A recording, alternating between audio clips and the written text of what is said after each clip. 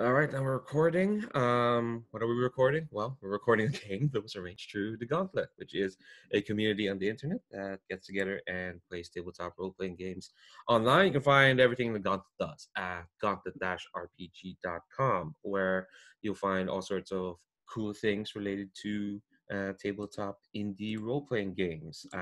You can find their blogs, their forums. You can also find access to the monthly zine that the Gauntlet puts out called Codex, which usually contains a mix of supplements to existing games, and more often than not, especially as Codex has progressed, original games in itself. There's also the Gauntlet. What? Oh, sorry. It's the weekend, folks. Sorry. The Gauntlet podcasting network. All sorts of cool stuff. Relating to a bunch of different kinds of tabletop role-playing games, and of course the Hangouts calendar to which this game was arranged. So this game in particular is session 2 of our look through Brinkwood, the Blood of Tyrants, a forged in the dark game about rebels, brigands, ne'er-do-wells banding together to try and take down a world ruled by vampires. And for for some people, they think it's a sexy, fun time, but no, these vampires are cruel, who have kind of set up a society where literally they feed on the poor to keep themselves beautiful and powerful. That ain't fun. And so yeah, this is the second session of a mammoth 8 session run. We'll see how we get on. Let's see let's see where we are by June. But yeah, we finished up a ton of character creation, world building last session, and now we're gonna get stuck into the game proper. But who are these people who are getting stuck into this game? We should get to know them. I say we, as in I mean you, the viewer, whoever might be watching this. So I'm gonna go from left, right, and character keeper. Ask to introduce yourself, and where people can find you on the internet. If you have anything you want to plug, if not, that's perfectly fine. And give us a brief overview of your character. But I guess I should introduce myself, me who's been babbling for quite some time. Hi, my name's Leandro. I use he, him pronouns. I was in a karaoke night last night. That's not pertinent to anything other than I'm getting my excuses out right from the start for my state of, of everything to do with myself at the moment. Like I'm wearing this shirt that's like 2 sizes too big for me for one thing. There we go. That's you probably would get a lot of these consequences of karaoke. There we go. Advice for anyone who might want to do karaoke. I don't know why you would want it. Karaoke's fun. Anyway, so first up, so we'll go left, right, and the character keeper. Alan, would you kindly introduce yourself and your character? My name is Alan. I use the he, him pronouns. I have a game called Alien Dark, which is available on itch.io. If you want to go and look at that, it's free because the IP is expensive. I'm playing Drell Moraine. Drell is a mortal who was raised in that boundary between the Fae and the mortal realms after his family were taken and possibly killed, though he has recently learned perhaps that his mother survived in some form. Drell is driven by vengeance, really, though peculiarly, he is also something of a quality cook. He is tall, hardened, dour. He was conscripted into the local vampire lord's forces, but he deserted from there. And I guess he's the first of this group to become involved in the Fae, having grown up. I think probably many of his playmates as a child. His imaginary friends were not as imaginary as some other people's. They were Fae. In fact, I'm wondering whether our exquisite Fae may well have been a childhood playmate of his. And so that is Drell Moraine. His alias is Dark, which goes with much of his features. Yeah. see if we can cast more light into Joel Moraine's story. Cool. So, going from there, Darren, why don't you introduce yourself and your character? I suppose I will. My name's Darren. I use he, him pronouns. You can look at my tweets at Acne Song Games. I forgot how Twitter works. Sometimes I say things. You can also just find my games at agonysonggames.itch.io. There's stuff a-coming. There's a PBTA mecha game. There's a Rooted in Trophy mecha game. There's gonna be a vampire mecha game, along with modules for trophy gold because I enjoy writing them. I throw in stat blocks to Dungeons and Dragons because why not? Yeah, that's all on there. Go look at stuff, you know? Okay, and then for this game, my character, his name's Luhan. I just saw the chat. Dungeons and Dragons mecha game. That's called Lancer. Go play Lancer. You can get the PDF for free. And it's real good. It is really good, yeah. Yeah. It's just wargaming and it's so much to do. But it's good. Good stuff. Anyway. My character is Luhan. Luhan is Luhan's probably a sad boy. But Luhan is a scion, was raised in some sort of lap of luxury, and is sibling to Betula. They were raised by a family. I don't know. Seems maybe just the father, who we've seen as most on screen. But their father was sort of a very concerned with hierarchy and social climbing, naturally to the detriment of his children.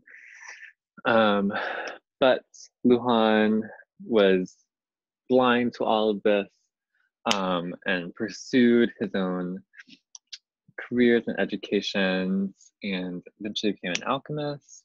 And training in alchemy, he just very unaware of the world around him until he happens upon a pretty grotesque statuary of commoners who were turned into these waxy petrified statues. And then Luhan turned these tools of oppression into weapons by running away to the woods. Yeah, I think that's Luhan. Luhan, yeah, that's it. I think he's a sad boy. I think I'm gonna play an academic for once, which is very different for me. Usually I play very dumb characters. So yeah, I think that's Luhan. We're all rooting for him. Up next, Jeremy, why don't you introduce yourself and your character, who's of some interest to Luhan, I assume. Yeah, of some, yeah. So, hi, my name is Jeremy, they, them pronouns, please. I also like to make games. I've only made one mecha game, which is a deep personal failing I must attend to at some point. And yeah, so currently I am working on Apocalypse Keys, which is a Hellboy-inspired game, but recently my partner watched Event Horizon, and I also now want to make an Event Horizon kind of game. Probably with less gore, though. I was watching it going, that's a lot, so probably less. But yeah, so I like to make games. You can find them at temporalhiccup.itch.io. You can find me on Twitter, where I usually use a lot of Sailor Moon GIFs, and just like to retweet a lot of RPG stuff, basically. And yeah, so in terms of my character, so I am playing Betula, who is the younger sibling of Luhan, but I am also the bastard child. I was the backup heir just in case. Not really useful. And we, even though we grew up in the same place, we had a very different experience. Petula was comforted by the spirits that hid in the manor that Luhan could not see. So Petula is a scion, but also an ascetic, barely survived in the forest, was helped by Drell for sure in order to survive. And yeah, is connecting to the spirits. They are fighting the vampires for the sake of solidarity, but they also secretly hope they can reunite with their lover who was taken as a blood slave. That's probably not going to end well, but we'll see how it goes. But that's Petula. Who knows? We'll see when we get there. We're starting kind of like down at the bottom right here in this forest, and we've got some time before we make it to the gilded halls of the Countess, and see where the deadly machinations of that court have taken your I nearly said slave. No, your love, not your slave, your love. All right, cool. Gotta have that figured out. All right. Last but not the least, Maria, would you kindly introduce yourself and your character? Sure. I am Maria. I use she, her pronouns. I don't make games, but I play them, and I talk about it sometimes on my Twitter at Yay for Books. I also talk about books and how much coffee I love. Let's see. And in terms of this game, I will be playing Yannick, who uses he, they pronouns. They were raised in a village, and people found out that they sort of had like a touch of the divine, and so they became a friar for this religion that is kind of the religion that is based on connecting with like the small gods, spirits, kind of like the little divinities that like take care of families.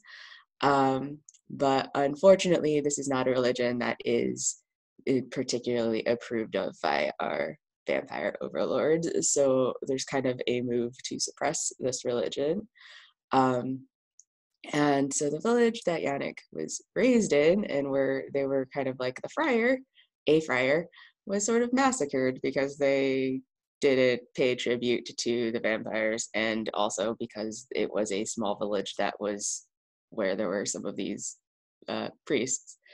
So yeah, Yannick kind of wants justice for that, and in doing so ran away to the forest, where they kind of are trying to help Petula become more in tune with the spirits. Meanwhile, Luhan doesn't think that those are real. And yeah, Yannick's trying to basically keep Drell from doing stupid things. Yeah, I think that's Yannick.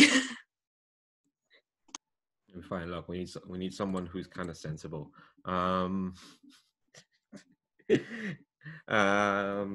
Anyway, so before we kind of like get into like game proper, I do want to talk about the safety tools that we are using for this game. I'll remind folks in the safety and links tab, we have our array of lines and veils. Lines are things that like won't be crossed, just like won't show up in the fiction at all. Veils are things that can happen in fiction, but we're not going to concentrate on them. It happens off screen, gets like a sentence or two, we kind of like fast forward over that. There's also stuff that are like one should ask first before like I think introducing something could be alluding to them. So like if anything that's marked as first you think might be showing up, just be sure to like flag that before we kind of like move forward.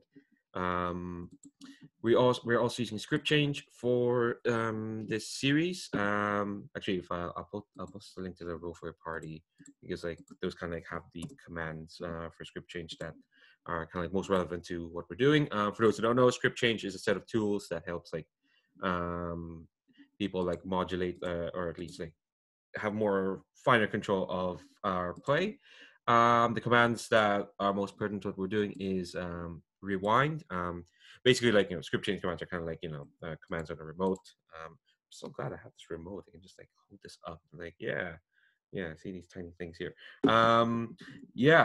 So one of the commands that we have on deck is rewind. When you rewind, you back up to a specific point in the scene and do the scene over again, avoiding whatever issue led to the rewind and trying a different way. It could be any issue, like could be a name or a general tone of the scene, or even like just a certain parts of the premise of the scene itself. And you don't have to explain what your issue is, and we'll respect what if a rewind is called. We'll go back and try something else. Inverse of that is fast forward. Basically, when you fast forward, we kind of like fade to black and advance time as needed to avoid content or elements of play. Basically, like, yeah, it's kind of like encountering a veil. You know, we're just like, we don't need to linger on this. We know what's going to happen, or, you know, why don't we just skip forward, because either it's not important, or again, we don't want to like linger on it. There's also pause, which anyone can call for if you need a break, and it could be for any reason. Either the scene is getting a bit intense, or like, all right, let's pause and kind of like take a breath, or you need a bio break, or there's an emergency you need to take care of, or even for just like, you know, seeking, you know, clarity or discussion about the game or content. Like, you know, playing tabletop role-playing games, you know, involves quite a bit of cognition, especially for ourselves. We're spread out over quite a number of time zones, and so there's absolutely no shame in like calling for a pause and be like, hey, wait, what just happened here? Why did you describe that vampire as kind of looking like Thanos with a cravat? What are you doing? Or stuff like that, or even just like, you know, oh, what's happening here? And it's perfectly fine. That's a perfectly valid reason to call for a pause. And of course, if any whoever called for like the script change can ask to, like, you know, can say they want to resume, and resume is kind of like used to like, you know, let's go back to like, you know, normal play. So yeah, that's the safe tools we have. Now we have, well, we're gonna get into it. So I kind of want to start off by zooming in on the refuge. The refuge is where you hardy lot of brigands are staying in the Brinkwood. If we look at the Cardenfell map, the Brinkwood is just basically the whole of the north. It's like an entire like Hadrian's Wall of forestry and wood and whatnot, except the folks at the north built it rather than the folks at the south. It is said to be on the absolute borders of the realms of the Fae, which no one has been to, or at least no one reliable has been to, and the quote-unquote mortal world now ruled by the vampires. And your refuge is just a small part of it. You know, it's tiny. We are starting at tier 0, so you barely have anything. You have some connections. You know, you've made some friends with some factions. There's a faction here called the Lawyers, and it's like, what? What's up with that? But you're not friends with them, sadly, no. And you have some supplies, but you know, you don't have many.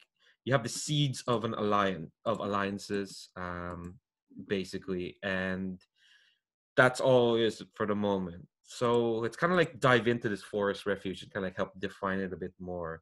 I'm probably gonna go by character keeper order. So when I kind of do, I want a shot of your character kind of like just living in this like refuge, and feel free, and while you're doing that, feel free to add a detail about this refuge in itself, like, you know, is it, for some reason my mind went to, is it airy? Well, you're in a forest, so it better be airy. If not, then, oh, that's creepy. But yeah, basically it's kind of like, you know, we're kind of beginning with a home scene, and yeah, I want to see what your character doing, like, and I think you know that like you're about to go on like a foray, which is this game's kind of term for what Blades in Dark call like a score, you know, a job. A foray is like you're going out of the Brinkwood, and into Cardenfell proper. So keep that in mind, yeah, when you're like describing what we see of each of your character. So give you a moment to think about it, and then we'll go left to right in character keeper. And Alan, when you're ready, feel free to start us off. But yeah, have a thought. Have a think. I'll put this on the table as a kind of opening shot of the refuge.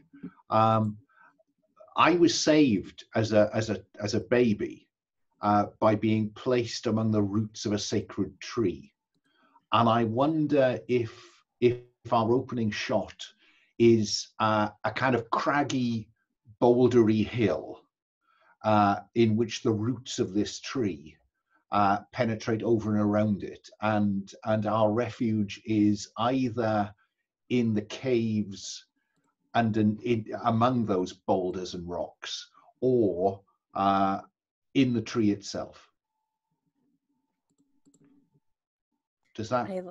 I like in the tree itself, or it could be spread throughout both. Very cool.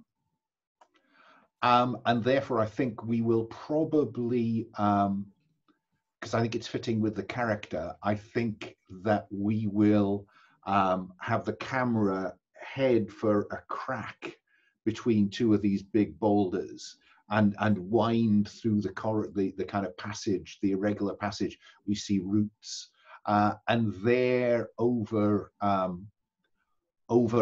fire in a space in the middle of this conglomeration of boulders, we see Drell hunched over a small fire brewing tea. Nice. Is it one of those things where, like, no matter where we see Drell, we never really see the face clearly? Like, is there always some shadow? Okay, cool. Yeah. You know, it's part of the code. The hat never comes off and the brim never quite comes up. So he's always, you know, we always see the top of the hat or the brim, or he's in shadow. I love it. Yeah.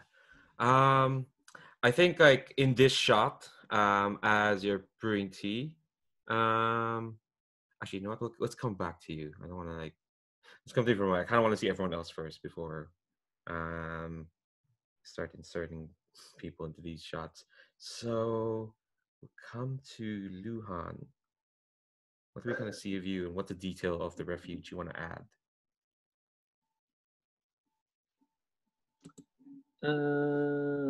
Let's see. Think of where I want to place one. There's very many good options. Being in a tree, being in a cave.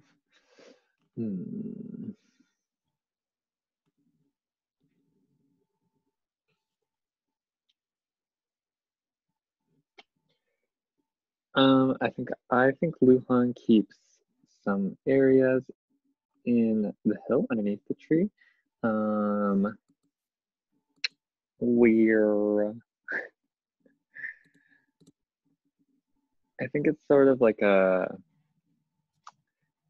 a cross between a laboratory and a library, is basically what it is. I'm picturing maybe the reason Luhan is in the caves is because I think some of this area in this laboratory, like the stone walls or whatever, are like blackens from like experiments gone wrong or like blasts. But I think today, and also like sort of the idea of a more casual hobby or something relaxing. So I think Luhan is Luhan's reading a book, but I'm wondering how Luhan reads a book. Maybe Luhan is like pacing. I think Luhan paces when he reads. It's very tiring, but that's him. Cool. Yeah, I better be nervous. Okay. So move on from Luhan to Petula. All right. How are you faring compared to your sibling? Yeah, I think the camera pans upwards, goes through the rock, up the branches, up to the highest branches of the great old tree. And there, Petula is, for a moment, you don't know what is a tree and what is Petula. And then there's the glisten of the scale coming through. And they open their eyes wide. And you realize what you thought was the song of the birds is actually Petula singing with the birds. And Petula stops, looks up at the sky for a moment, and then hops down to a lower branch and continues working on a small shrine that they're putting together for the little gods, while continuing to sing. So Petula is not as nervous just yet because Petula has a lot of faith that they are guided, and the Fae will help them. Cool. And last but not least, Yannick, what do we see of you? Yeah, I think Yannick is probably in one of the like lighter areas of this tree hill cave conglomeration. And I think that they probably have like a little alcove that they've separated, and there are herbs hanging from like string kind of across some of the branches maybe, or the roots. And I think they look up a little bit as like they can hear the bird song from Betula, and like a little smile goes like on their face, because it's like, oh, I can sort of tell that Betula's doing something with the little gods. And I think like the camera pans down, and like Yannick is carving like some birds out of just some like wood that they found. So I think they're pretty relaxed about this whole going on a foray thing, like, but their hands are kept busy, sort of a way to let go of whatever nervous energy there is. And I think we kind of like get like shots of like cutting back to each of you, and I think each of you feel like a presence has joined you. Like when we got to Drell, you hear like someone kind of like hunch over, kind of like next to you at the fire, and I think we kind of see like a furred hand like take your tea from you. For Luhan, we kind of like see kind of like that same hand kind of like uh, brushing against like some of the books in your library, kind of like as you're kind of like pacing around behind you. And I think to Betua, you notice that like a second voice joins their singing, and suddenly the air feels like it's filled with embers. And I think when we kind of like get that kind of like shot, and then I think when we kind of come to Yannick, I think you just kind of like see that that there's someone looking over, kind of like I think they just kind of like appear in front of you. I think we just kind of like that shot of like, and we see the fate that you've kind of sworn to.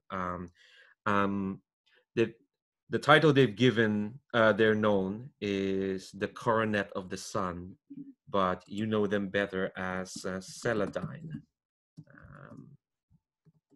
and their professed true name. And I think one of you described as like they always kind of like change, as in like their forms kind of like always kind of like a bit hazy and a bit different. But I think there are three things that are always there are actually four things. Well, actually a lot of things that are constant. As mentioned, they have furred and feathered hands borrowed from the creatures of the forest, and I think always kind of like on the right one, it's always kind of like grasping that necklace of fire agates.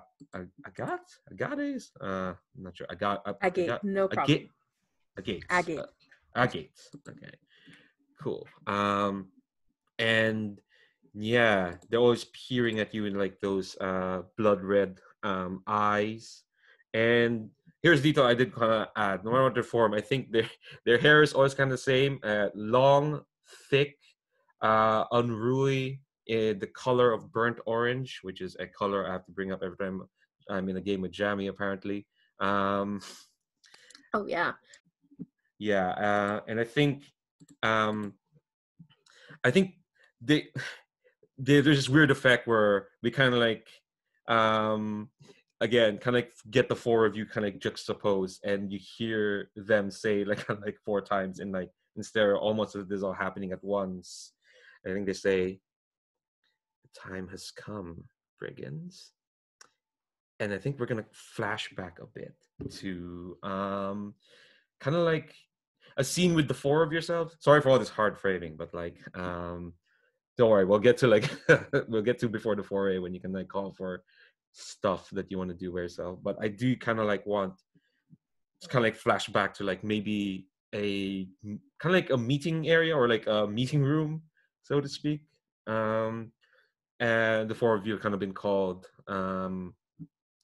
finally to kind of like, oh, here we go. You're gonna do something together. That kind of like expectation. And yeah, I kind of want to do the same thing kind of did with the refuge, kind of like tell me what your character's kind of like demeanor is as they're in this like meeting room, and give me a detail about the room itself. Can I suggest that it's probably the kitchen space we saw earlier? It's the closest thing we have to a hearth, I suppose, to gather around. And perhaps we are all eating some of the soup that Drell has made, conceivably with some of the mushrooms that Luhan has contributed to this, as well as other roots and vegetables. And I think Drell's demeanor is what it always is, which is kind of quiet, listening more than he speaks.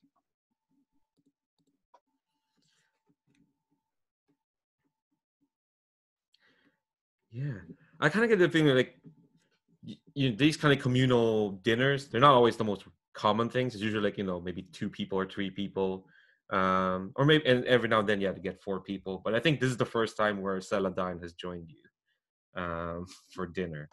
Drell always cooks for everyone, but they may not eat at the same time.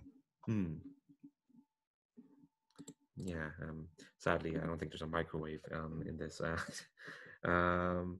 But Joe's food is good enough that it don't need no microwave. What about our other 3?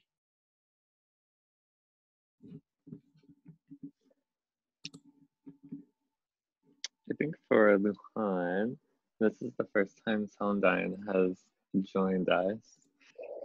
I thought Luhan is just apprehensive. I think I'm like ready to find out like what this is, what's going on. Clearly this is not like a usual family dinner.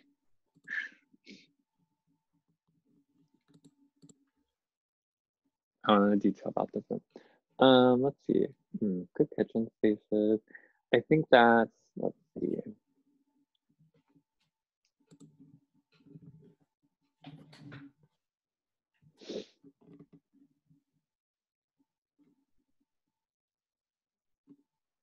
I'm picturing this kitchen space underneath the hill in the caves. Does that track for everyone? I can't remember if we said that or not, but that's what's in my head. Maybe there's like, I would like there to be like a skylight. Somehow there's some hole somewhere in the hill, and we're getting like a good beam of sunlight from like the setting sun, burnt orange. I should add a detail of what Celandine is doing as each of you add one. I think for Drell, like they are picking through their mushroom soup with like a deliberateness. It's like they're attacking it like a military operation. So it's all very deliberate. And I think for Luhan, one of the details about Celandine is that like they suffer as the scourge suffer during the day. So they're kind of like in the shadows, away from all the sunlight that the skylight is bringing in. So it's kind of creepy. Like the main thing that's kind of coming out of in the shadows, like their eyes and their hair. That's kind of like how you kind of know that they're there. Well, you always know if Celadine's near you. Just a point of it. I cannot come to you at night when I suffer the scourge, as the scourge suffer during the day from the moonlight. So it's the moonlight. Oh, okay, it's the other way around. Yeah. Okay, yeah. I was a bit confused about the wording of that, but yeah, I think I also keep in that like they are weirdly like sticking in the shadows. I'll keep that detail because I like that image. What about Bitua or Yannick? Yeah. So the detail I'm going to add is that there's a lot of soft, beautiful different shades of moss that are growing over different parts. Not over everything, but over certain things. It seems to be a strange pattern. It's not natural in any way. And there are little crystalline growths that we've collected from the forest and have placed in different areas of the kitchen. Yeah, and Batula is is eating the soup quite happily, but is also sneaking off some of it to feed to some of their forest friends later. But it's kind of embarrassed. They're trying to hide it, but everybody can see. Bitsula's not that like that great at hiding it, but it's hoping no one will bring it up. That's fab. I think Celadine's hands today are feathered. I think, but the fingers are kind of like that bony sort of, what bird feet are like. But I think the back of the hand is like these like, I think they're almost like tropical bird colors. So kind of like what a parrot would have. Yeah, just imagine a parrot, that works. But it does really kind of like stand out. I'm kind of imagine Cardenfell has this like grimy sort of muted color palette filter, and the vibrant colors on Celadine's hands is kind of really standing out. And so is that cat. That's really standing out. Yeah, she has turned into a lump. Yannick. Yeah, I think Yannick is like digging into the food. Like, I don't think they're like, I'm imagining Yannick is still pretty young, and so like the food is A+, so he didn't have to make it. And I think, I don't know if other people can see this, but I think like we get a shot from like kind of Yannick's perspective of maybe there are some shimmers around the fire, and like kind of like the sense that there's some small thing there, like there are other things that aren't forest friends or the fae, and he's just like they're just there as company, kind of just watching, and like maybe part of the thing that keeps the fire going. But he's just like tucking into the food with like gusto.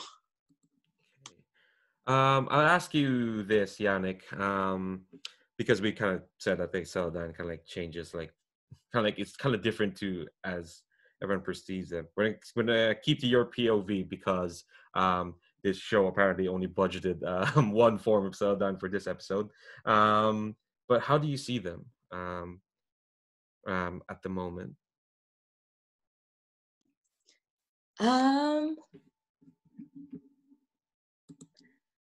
I think that to Yannick, Celandine kind of looks like a shadowy friar, like brown robes, but like you can clearly see the like what's the word, feathers, like I forgot the word feathers. You can see like the exotic looking colors of the parrot feathers covering like in the parts of Celandine that are not hidden by robes, because I think it's like from Yannick's perspective, and so Yannick kind of, their view of things that are not real are kind of based in what they grew up in, or not real, but like not mortal, kind of based in what they grew up in, is the idea of their divine. So for some reason Celandine shows up as like a friar. Okay. Yeah, I think that's the guys that our POV of Celandine will stick for the moment. Everyone will get their turn throughout this series for sure. But for now, whatever you might imagine Celandine is seeing to your character's point of view, well, I think that's for your character's own private world for the moment. So I think, so yeah, dinner's kind of like, as dinner's kind of like wrapping up, and I think there's almost kind of like this tension. It's kind of like everyone's waiting for yeah, friar tuck with feathers. Everyone's kind of like waiting for like I think there's a moment where like everyone's waiting for to see what Celandine is here to like say or do, and I think like kind of like as dinner has wound up and Drow has probably taken away the bowls and it's cleaned up, I think everyone's kind of like waiting, and I think Celadine's just kind of like sitting there with this like thinking pose and like kind of like fiddling with all these agates on their right that they're holding. I think suddenly they kind of like make a sweeping motion with their right hand, and suddenly the table kind of in front of you kind of like not catches on fire, but you know that video of all that pollen being burned? It's popping around Twitter. It's kind of like that. It's kind of like a small spread of fire over the table. The table doesn't get burned, but suddenly the table is on the surface of the table is a pitch perfect map of Cardenfell. Specifically that map that's on the tab, and they kind of like lean forward, and we see them. Yeah, we see their face like in the sunlight, and you see like Cardenfell kind of like illuminated across from you, and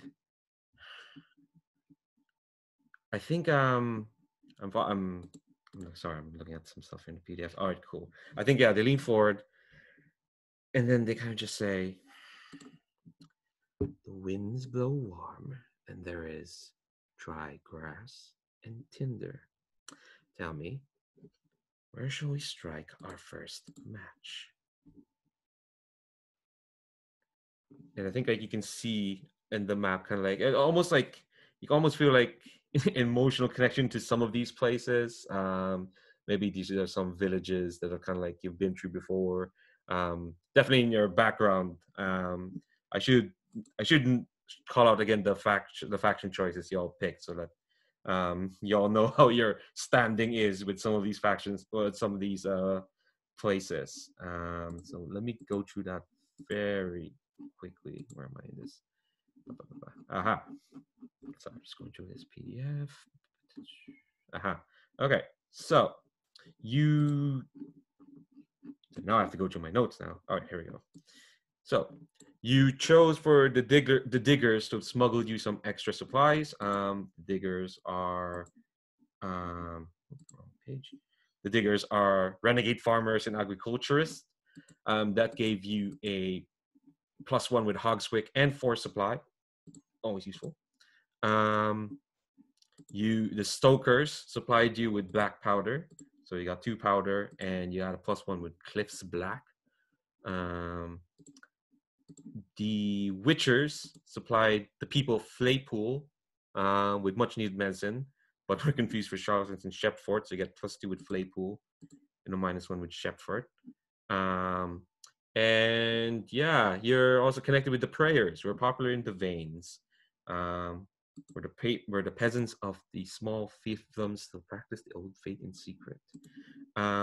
Basically, this is kind of like what Celandine is kind of doing is kind of like sussing out what folks kind of like are interested in doing first. And I will say that like you spend enough time with them. I mean, you've always presumably made out with them to kind of know what they like. And the Fae of Summer hopes to start things off with a bang. Big, a show of defiance is kind of like what they're expecting. Like they want action from y'all. And usually like your kind of like tier will kind of like help like define what kind of goals you might have, because you're not gonna be going with warring with the vampires. That's for like when you're top tier. Right now you're at tier 0, which is a small band. So some of the goals you'll be looking at, like taking care of basic needs, gathering allies, freeing prisoners, building up alliances, small scale raids, usually stuff like attacking some important like resource or supply centers to get more resources and whatnot, or helping out some villages or whatnot. But I think at this moment in character, Celandine kind of like wants to know what your priorities are, what kind of like, and they're kind of like looking at the 4 of you with like a keen interest. Like this is the most animated they've looked during dinner. I think Drell, I cannot but hear Clint Eastwood's voice whenever he speaks. So given that I can't do that impression, you just have to help me with the theatre of the mind. But I think that he will tap Hogswick and say, Hogswick protects one flank. We need Fletchgrove.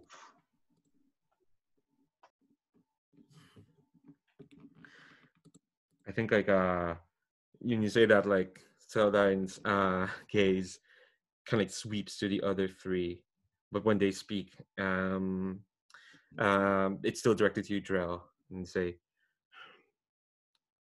What can Fletchgrove give us, Drell? Which is, they use their full name, Drell Moraine. Now, is it defined in the rules somewhere what these various locations have or bring? Are they choices we didn't make last time, or are you wanting me to just invent? They're not really defined in the book, so it is kind of like these villages are kind of like defined by like what we think they can give us. The main thing is kind of like bringing them all kind of like together, making alliances with them. The other thing that kind of like colors them is the choice of the vampire lord. So the countess' influence kind of adds their own stuff. But absolutely, this is all kind of like out in the open. What if you say something that like, oh, this is what Fletchgrove can do, like, you know, it can give us more ash wood or supplies, or you anticipate me. To kill the vamps, we need ashwood. Fletchgrove has ashwood. And I think like, yeah, their gaze is still on the other three as to like basically ask them, well, you have input here as well. That's not what they say, but that's what their gaze is meaning.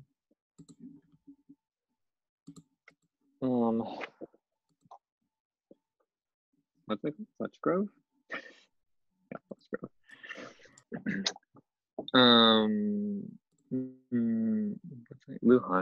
Luhan like regards that to draw if Fletchgrove and Ashford is of course invaluable, but I'll point to Shepforth. We've already said something like, perhaps we should focus on our relationships right now. Shepforth isn't quite in favor of us.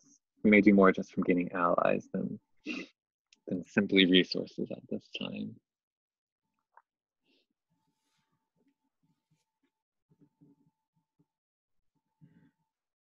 I think like you kind of get the sense that like Celandine is looking again at everyone and like thinking like, all right, talk through this. And this is kind of in character, but also kind of out of character. Because I do kind of want to see what everyone's interested in like doing, or at least what direction. And we have time if like we have time in terms of like sessions to like go through any and all kind of directions. This is kind of interesting seeing what each character is like prioritizing. It's really fascinating. I think what we see in that scene is that difference between the practicality of Drell and the higher order understanding of how you make a rebellion work that Luhan is offering. What about Bachula or Yannick? As you're kind of like looking at this map, what are you all thinking? Well, I think Batula would look towards their sibling. Trell, I understand where you're coming from, and I too want to make sure we have the weapons to take down our foe. But considering what Fletchgrove has, I'm sure that the security is far higher there to make sure that brigands like us can't access these weapons easily. I agree with Luhan. Perhaps it would be wise for a band as small as ours to gather more allies. And I have heard that they're doing strange things to their prisoners there. There is something hidden and secret in Shepforth, and I would like to know what it is.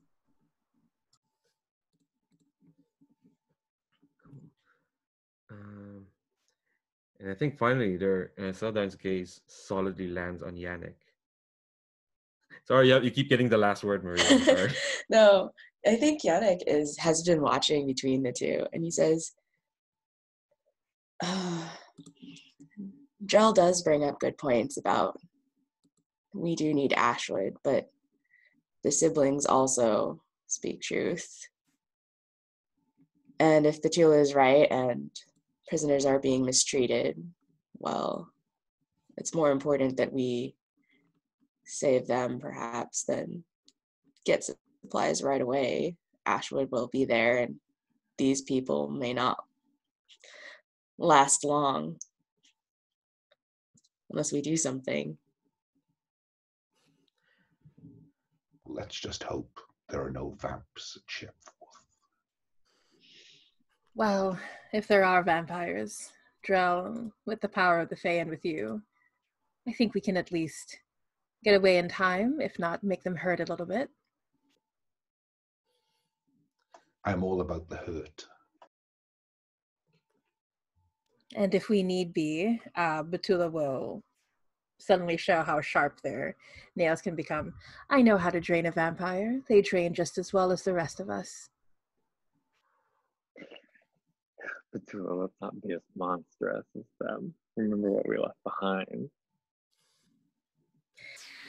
You're right, brother. And I retract my nails slowly. I think, Yannick, you're the first to notice that like Celandine has kind of just disappeared. has just kind of like left y'all with this map to like start plotting and planning. And I think yes, unfortunately your face, Batman. And I think this is the time to call our first break. Because we've been here for nearly an hour, so let's take 5. Good Sounds 5. good. And then come back and yeah, we're gonna jump into everything else. So all right, see you in a bit. All right.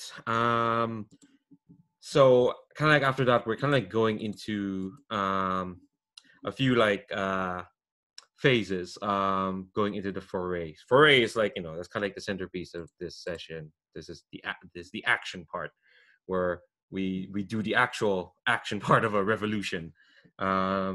Yeah, no pressure. So in the course of several days, your brigands make plans. They talk about they gather the refuge, huddle around maps, candlelight, etc., etc. But obviously, we don't have to zoom into every little detail because we don't have that kind of time, unfortunately. So so we do need like a few things. We do need we kind of need 4 things. First is kind of like the goal, a goal anyway.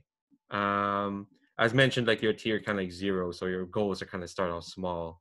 From what I gathered from the table, it's kind of like Shepforth has like a not great relationship with yourselves, and that mostly stems from being connected to witchers who they think are like charlatans. So basically, the goal is kind of like to at least bolster your relationship by relieving them of some of their more onerous vampire overlords. Is kind of like what I'm getting. Oh, at least what I got from what Petula said. So my idea was like to rescue prisoners or to destroy whatever prisons they have. Whether or not a vampire is actually there, we'll see. Okay, all right. So so that's a good goal in mind. But let's see what kind of opportunity there is. So I'm going to ask someone kind of like who in fiction would be the one scouting out like Shepforth, as in like looking to see what the opportunity is. Which character would that be, do you think? Somebody must prowl. Yeah. Study could also work, or survey.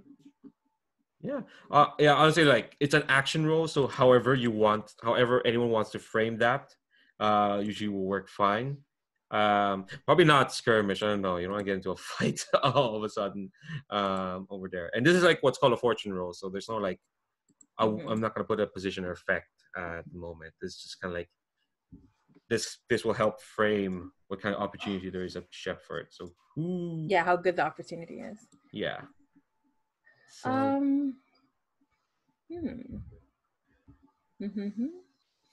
I could make an argument for a tune.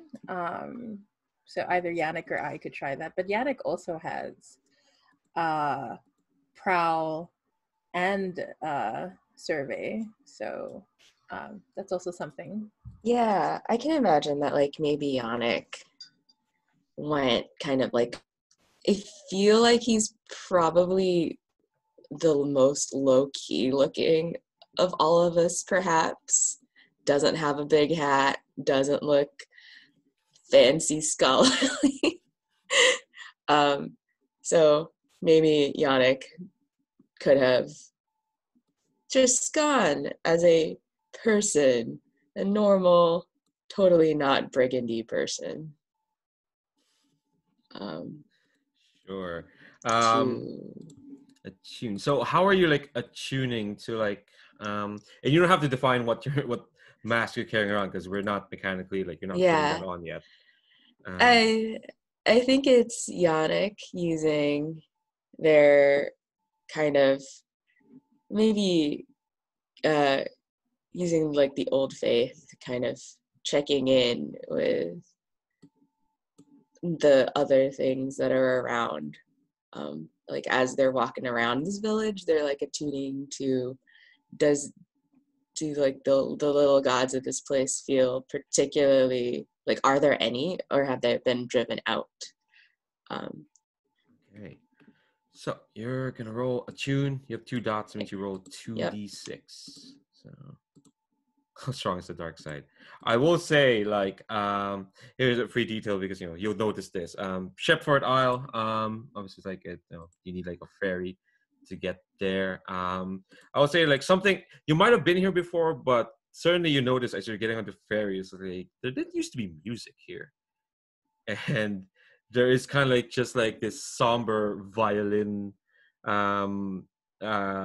solo kind of like playing over the water as you kind of cross over the Shepforth Isle, which is just that didn't used to be there before. What did you roll? I rolled a 6 and a 2. So Ooh, wow, highs and lows. So we're gonna go with the highest, which is a 6, as described in the book. Sadly, not a lonely banjo. The Countess doesn't go for banjos. She's too refined for that. 6 is an excellent target, ripe for the plucking. Either it's poorly defended supply depot, or an assassination target in a vulnerable position, or a simmering powder keg. So I'm gonna ask you this, Yannick. While you're there, what makes this opportunity so perfect? Like, why is it like? It seems like it's if you don't take this opportunity, you'd be fools. You'd be ridiculous. Yes, it does seem more like a loot type of place, but the Countess imposes what she wants. But what do you see here in Shepforth Isle that makes you think like, oh, this is we gotta do this? And I'll say like, there's no like, I'm not hiding anything. I think genuinely you'll find that this not that it should be easy, but like it's so worth it. I think I noted, like, I think it's more crowded than usual. I think that maybe there's some sort of festival happening, so it would be easy for us to just go with the crowd and slip in. Yeah. Yes. It's a masquerade. Yeah, that would be a cool first foray. Yeah. Imagine if you keep getting 6s on your opportunity rolls, and it's like, oh, there's some sort of mask-related event happening here in there's this a ball. Swamp. Yeah, there's a ball in this swamp. Yeah, I don't know why. That'll be really funny. I mean, a crowded place full of people. That'll be a fun way to smuggle prisoners out of this place. That's really cool. Okay, so we kind of have that. Now we kind of like pick and approach or detail approach and detail. This is kind of like for anyone who's played Forge in the Dark. this kind of like the replacement for the plans. So approach is kind of like more general, and even like the types are kind of more general. I think they are in the.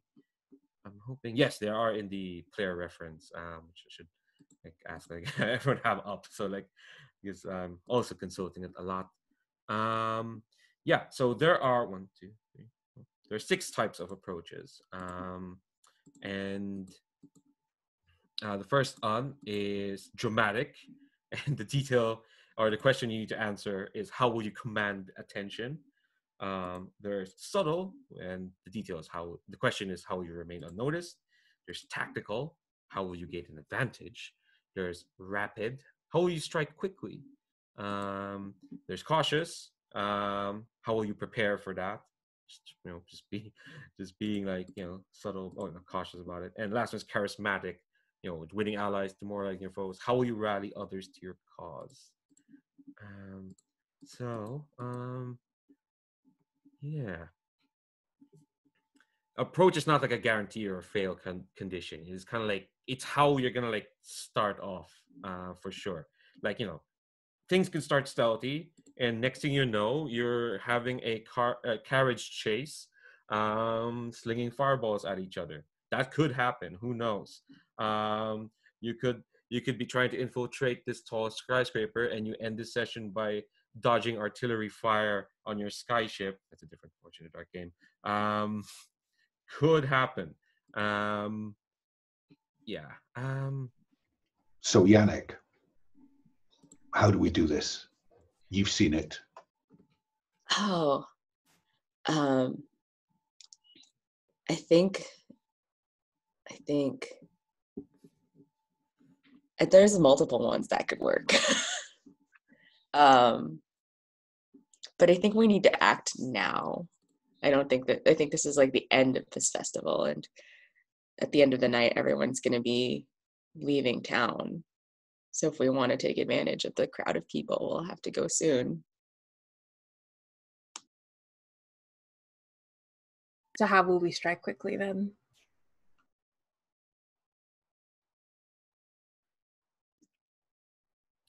Titula and Luhan. Oh, go ahead. We have this whole festival, though, even though it's going to be done in a day. Perhaps it's better if we're slower and we focus more on remaining unnoticed. Perhaps a subtle approach is more useful for getting the prisoners out unnoticed. I will say like if there's no like definite answers to some of these questions, we can like as you're planning, you can go do like gathering information, kind of like do your own like extra reconnaissance, like you're asking people for stuff or helping to like see what other details you can find, like maybe you can study on the history of Shepforth Isle or ask some associates for help. So you have associates, and again all this is kind of like happening throughout a few days. Or if not, like you can just like commit to an approach and you give me any answer to the question and it'll be fine. It's a masked festival. We have masks.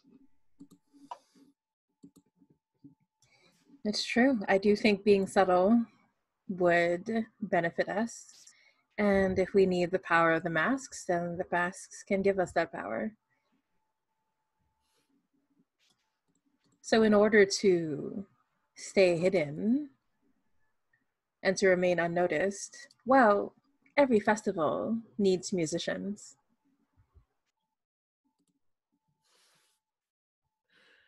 Do any of you play music? We simply have to carry the instruments. We don't have to actually play them. Who are you answering that? Because Celandine's not here. No, I'm just saying it out loud since you did ask the question. And food vendors. I just like this image of like Bachua saying, "Oh yeah, we can be musicians," and then like there's a pause, and then there's someone like, "Oh, we don't have to actually play the instruments," and just like, "And food vendors."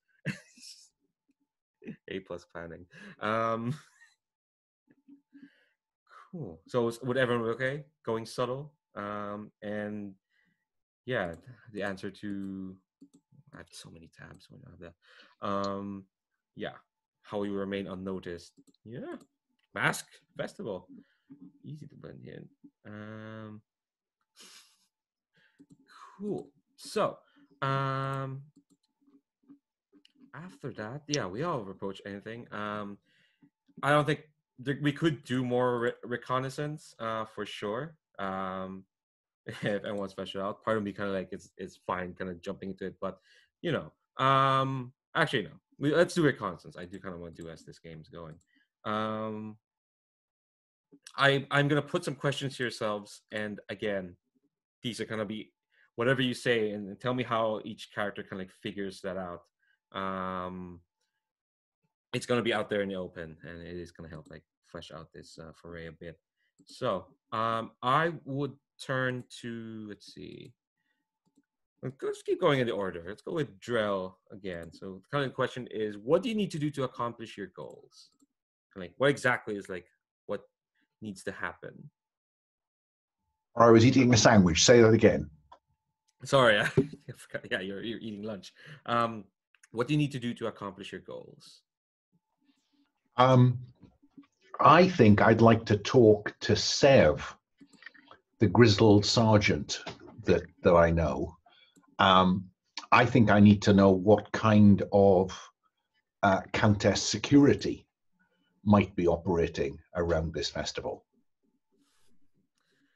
Yeah. So tell me how, because we haven't seen Sev. So can you frame like where you meet him and like what are they like? I've pitched. I've got a picture of said Drell, which I think paints this part of the guard. Does that work? Hang on. As something vaguely Mandalorian-y. I don't think Sev can take that helmet off. And so I think that we can't meet for a drink, so we meet to play checkers. Probably in some establishment in Drancaster, because I think probably he's garrisoned in a town, not a village. And I think that's where we meet. When we do meet, he's always there on a Friday to play checkers with all comers, and so I know I can find him there. Yeah. And he knows that I deserted, but we've still remained, friends. And so I need to know, Sev, what do you know about the festival at Shepforth? I think like Sev kind of like reaches for like their drink, which is kind of like probably like a vodka Coke, the equivalent of a vodka Coke. Helmet, no drink. Yeah, well, no, they reach for the drink. I don't say they were going to drink it; they just reach for it. And again, it's giant straw. No, that's. I think like to say like, sorry. You're talking about the festival at Shepforth Isle. Lovely tradition. One of my favorites usually when we're off tour. But, yeah, I can see why. The masque. Well, that's one of the many reasons why it's a favorite of mine. But as you know, in Cardenfell, not many rural traditions survive coming into contact with the Countess. Frankly, I'm surprised that the Shepforth Isle festival, this festival of masque, has lasted for this long without her influence. But I do know that that won't last for long. In fact, I've heard word that the Countess is sending over some minor vampire lordling, one of those in out of character, like in this world, you know them as like Keith. Yeah. They're kind of like vampires with a bit of red sterling and land. They control minor fiefs, a little better than landlords, honestly. And they say like they're sending over this lordling, this let me go to my name generator. Sir Morvel, and some say that his very presence is there to tell Shepforth Isle that traditions usually to survive need to adapt to the current order of things. Now, I would wonder what someone like yourself would care about such information. But I will say that the Festival of Masks it's a long-held tradition, and as much as it needs to change, probably not at the behest of our dear Countess, don't you think? I thought I might offer to cook.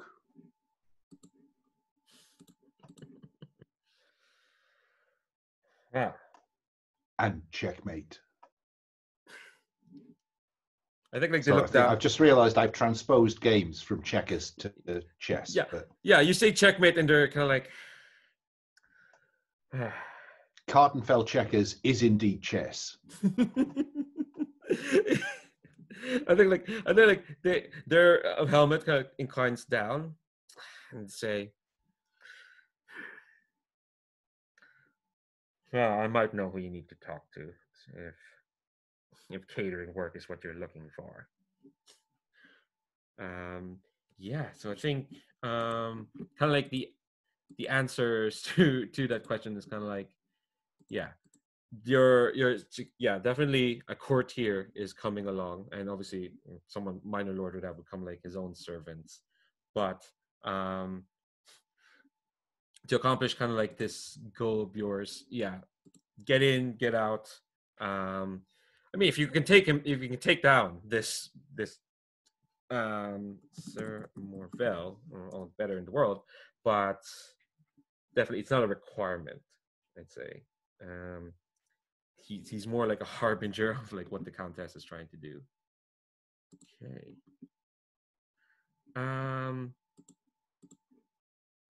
I'll ask Luhan this. What are obstacles do you think you might need to overcome? Kind of like logistically, or if there's anything else that comes to mind, and how is like Luhan preparing for this foray, kind of like leading up to like that first shot we got at the start of the session? I mean, I think the biggest obstacle is actually just the faction we're trying to help. They're sort of like blessing, because right now we're just sort of like vigilantes coming in and like trying to solve someone's problem. So I think that's, I mean, who is the faction in Shepforth? I think this is you. I think with these, you're actually dealing with the village themselves. So you are kind of dealing with Shepforth Isle. They're the ones who have a minus one relationship with yourselves. Oh, I see. So there's both locations and factions. Yes, I should rename that. That name is a misnomer in the tab. That's not your factions are in the refuge. This should be locations. Yeah, let me rename that. Oh, wait. So what? Wait, what are we doing then? You want to bolster relationships with Shepforth Isle by like rescuing some of the prisoners that are locked up there. Okay, and then I suppose the overarching mechanical goal is to raise sedition against. Yes. And then on the other hand, allies provide material benefits? Yeah, they provide kind of like material opportunities, and you build alliances with them. I mean, I'll say generally it helps to have a good reputation with some of these locations. Yeah, absolutely. But and then, so why doesn't Shepforth like us again? What was our inciting incident? Because you're hooked up with the Witchers, and as according to that pick, they kind of consider the Witchers charlatans. Because the Witchers Right, are like okay. they're herb. They provide herbs. They're kind of like they're witches like that, and Shepforth Isle is kind of like, nah, we don't trust y'all, and your band of brigands is kind of like associated with them. Okay. Yeah, I mean, I think that I would maybe just be going to Shepforth, maybe to like assuage their like concerns about our association with the Witchers. Probably through like, if we're talking about, if we're having like frank discussions about the oppression, then understanding that like the Witchers offer tools, and this is not like a requirement for Shepforth. It's not like an expectation that they be allies with the Witchers, anything like that. So Luhan, you'll be kind of doing this as they're doing as your teammates are like rescuing these prisoners. Oh yeah, I could see that. Maybe as sort of like a linked plan, or I mean, in my mind too, I feel like this is like the necessary step for like dumping off these prisoners, right? Sure, that would be like nice, and maybe they would be like thankful, but like I don't know if that would necessarily obligate them or endear them to our cause, more than just like a favor or something. So if we're like building alliances, then I will say, like, for terms of like fictional positioning, like, or at least just in terms of fiction, these prisoners are kind of like they're not Shepforth Isles prisoners. They're like, you know, I kind of think like they probably are like members of Shepforth that have been imprisoned by the vampires, and they're about to be like taken off to parts unknown, so to speak. So there is like an incentive there to like save them. But I do like that you're also making for the charismatic ploy, because one of the suggestions is like we don't have to stick. We can split off the party so they have two different approaches to this foray. That's also a suggestion. I don't know if there's a whole like foray in that for Luhan, but I could see like maybe it's a setup action if that improves our like engagement roll or something like that. Yeah, let me scroll to engagement, because I think there are ways to improve that. They're kind of like that.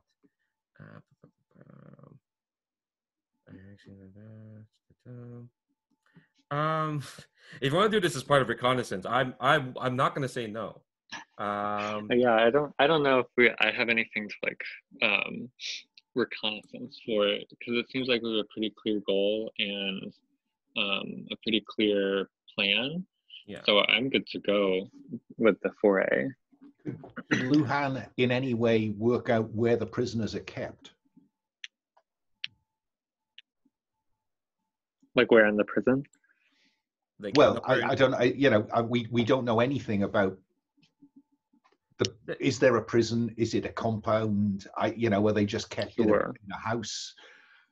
Yeah, I think we can use that. We can handle that through flashbacks, Yeah, that's the thing as well. Like, we don't have to like figure out every detail, I suppose. Yeah, we don't have to go through like every questions here. I will say, like, if anyone needs like, you want to talk to the associates as well, like what Drell did, to like, or to like gather more info.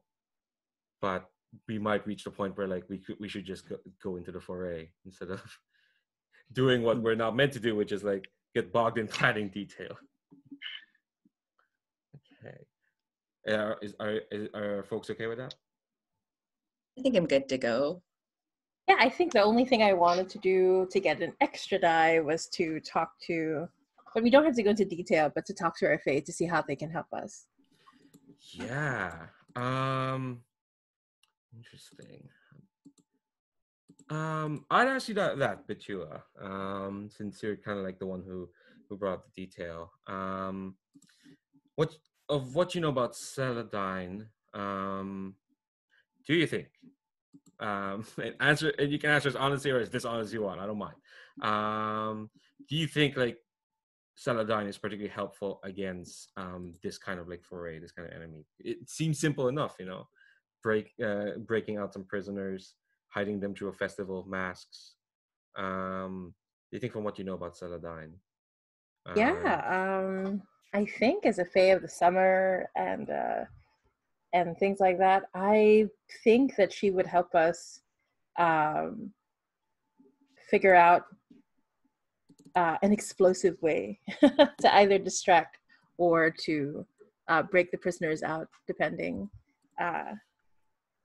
on how it works. I think, I'm not sure what shape that would take. It could be something like physical, like a few extra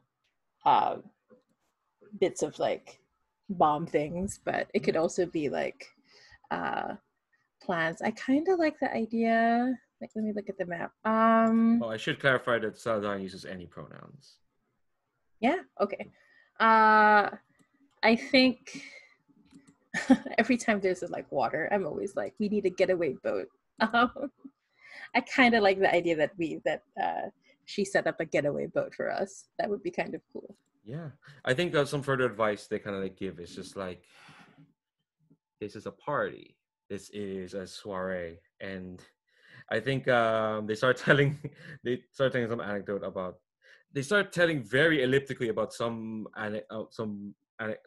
festival, some party that the last one they've been to beyond the Brinkwood, and they say that in a festival and a gathering like that, everyone there is looking to distract themselves, whether from troubles, worries, any pressing matters in the back of their mind. When they go to a festival, they try to slip away from that. Of course, what that means is that they're looking for anything to grab their attention. Rule of thumb is that anyone who comes to a place like this usually has no other purpose than to be entertained, and you'll find their attention easily attained.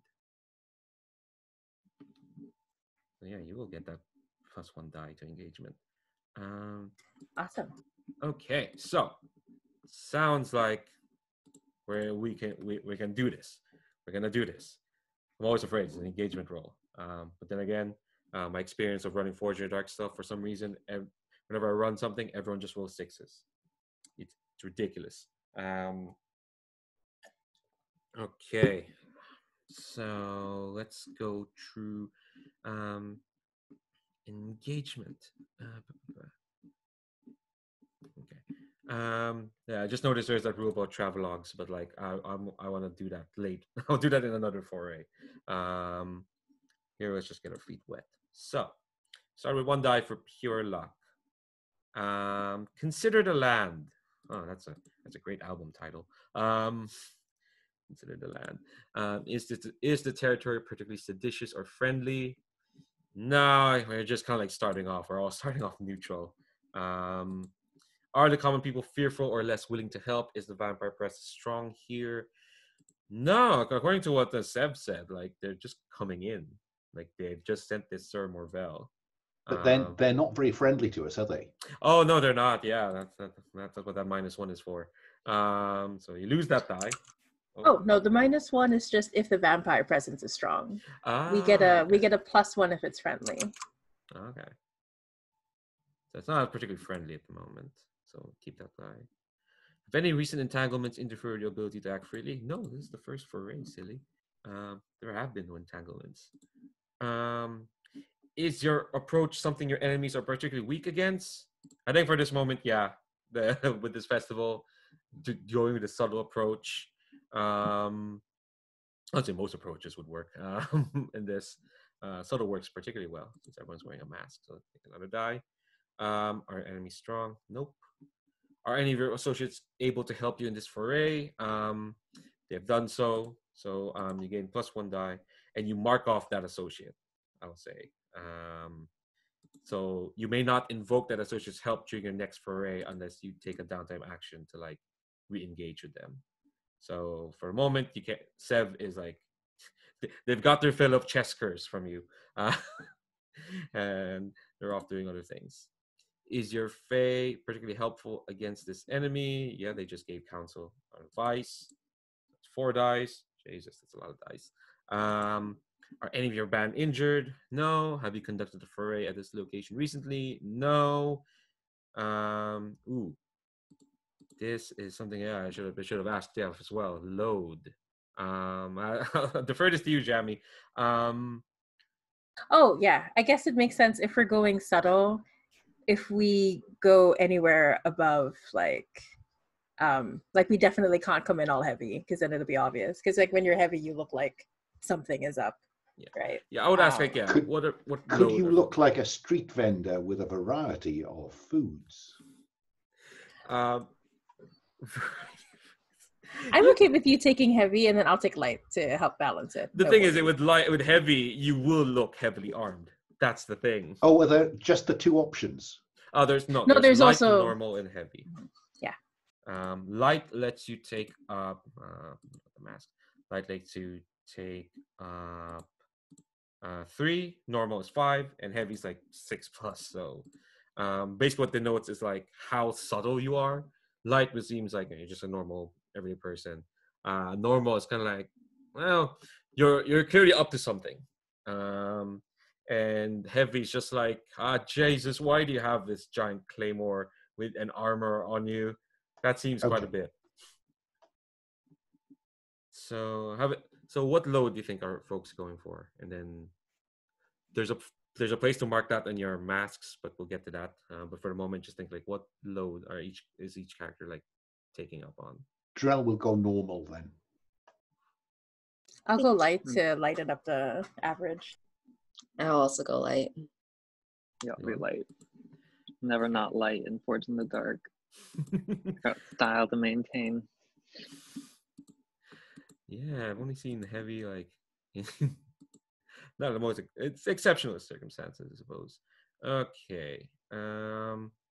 Yeah, I think this will give you another die. Jesus, we earned 5 dice. That's amazing. A lot of opportunities to get dice in this game. Are you using any extra resources to gain advantage on your engagement roll, such as blood sterling, ashwood, or black powder? As a reminder, in your refuge, you do have 2 bits of powder. What powder does is it gives you extra effect on weapons that use powder, such as a pistol or a rifle, or upgrades the effect of a detonation. You can spend 1 unit of black powder to get another extra die on engagement roll, but that will bring you up to 6. 6 is a lot. And you only have 2 bits of Is black powder good for anything else? Those are kind of like its 3 things: upgrading the effect of a weapon that uses powder, upgrading the effect of a detonation explosion, or getting an extra die on engagement roll, usually by blowing something up. I will say, if you spend 1 bit of that powder, you actually get 3 uses of black powder in the foray itself. I'm just wondering whether. So all we have to decide is to decide whether we're going to use it for part of the engagement roll. Yes. We don't have to declare it as with us for later. You can declare it later. Yes. You don't have to declare it now. For now, it's just if you want to add another die. Which again, if you do, I think we're good 6. though. Yeah. 5 is ludicrous. Okay. I don't think we have any prep points or blood points, so the last 2 questions do need to do that. Okay. 5 dice. Who wants to make this roll? Well, since it was Luhan's idea. Oh, there you go. That was my idea. You are in sync. What's happening here? I'm on 5. Yes, 5. Yeah. Oh, I got a 4. That's the highest. Really? 4? Mm-hmm. Out of 5 dice. I've seen ones on 6 dice, so I don't know what you're talking about. It happens. Okay. So, 4 is still good. 4 is still good. Okay. So, on a 4, where am I? Where am I? I'm looking different. All right, so you're gonna start a risky position. So, um, let's see. We have time. Time's good. Part of me kind of like wants. Actually, you know what? Let's just do. I'll put it up to you because part of me kind of wants to get more get more world building in the screen because I think I did promise last session we get to see how you all swore your pact to Celandine. I you know what? We'll get to that when you all start bringing out your masks. For sure. Um, uh, so you're gonna start in a risky position. So before we kind of jump into that, I should talk about masks and oaths. Each of you should decide which mask you wear in this foray. You don't have to like activate it coming in, but each of you should. Oh, we can also decide in the moment, though. Oh yeah, you could. Mhm. It's just like if anyone has like a preference right now, feel free. But if not, yeah, we can decide in the moment. I think that's when you like activate the masks. That's when we kind of like see how you swore your pact. If that's okay. Cool. The thing I can't remember is, do we have to make choices for the masks, like when we get them, like which ability they start with? Yes. Or... Yes. Mhm. Okay. When you select a mask for the very first time, the selecting player will choose a special ability for that mask and mark 3 action dots, 2 in one and 1 in another. So we'll if no one has a choice of like what mask to take, we'll get into it when we get into it. So okay, you start in a risky position. I think we're gonna cut straight to the festival itself. We're just gonna jump in, and I think I'm gonna keep doing what I'm doing, which is basically ask to see what you all look like and then add a detail about this festival, because I want to see what your festival clothes are. And I will say that like you are in the festival. Like we don't have to go through customs to set up Drell as a vendor. I would say like whatever contact Sev gave you, you're in. And we can just assume that like whatever Bichua's music plan was, you're in the festival. So we'll just cut to there. So yeah, as like the camera snakes through this like conglomeration of people, how does it find each of you, and what are you wearing, and what's the detail about this festival you want to add? I have a question about the setting. Do you want to establish, is Shepforth like almost like a prison colony? Is this village like built around the prison?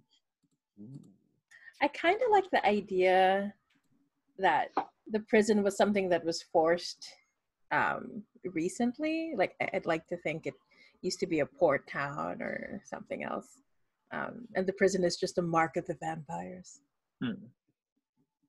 Yeah, actually, yeah, I kind of like the idea of like this Shepforth Isle. Was like, it's a nice looking village, but like in the middle is like this gaudy prison, which probably doesn't look like a regular prison because the Countess is like, no, it has to look beautiful.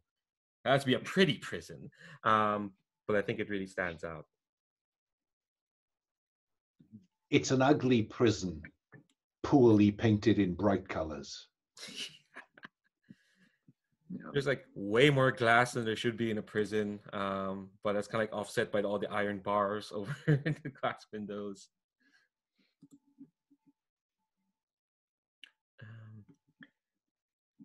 I think since I've piped up, I'll just continue with what Luhan looks like and everything. Let's see, what's Luhan? I think Luhan there's probably always a tension between like loyalists and traditionalists, right? Between people who are like taking on vampiric culture and people who are like, oh, this is a local festival, I'm gonna like just do my like local stuff for a little bit. But I think Luhan is very much gonna appear as if we were some like vampire into vampire stuff. So I think maybe he has like a very the mask he's wearing is very typical of like maybe a vampire masquerade. So something like very like gaudily painted, like ceramic mask, something like that, like very bright lips that are like contorted, like weirdly smaller contorted or something like that, and then like dramatic eyebrows and eyelashes, like these huge bulging eyes painted onto it.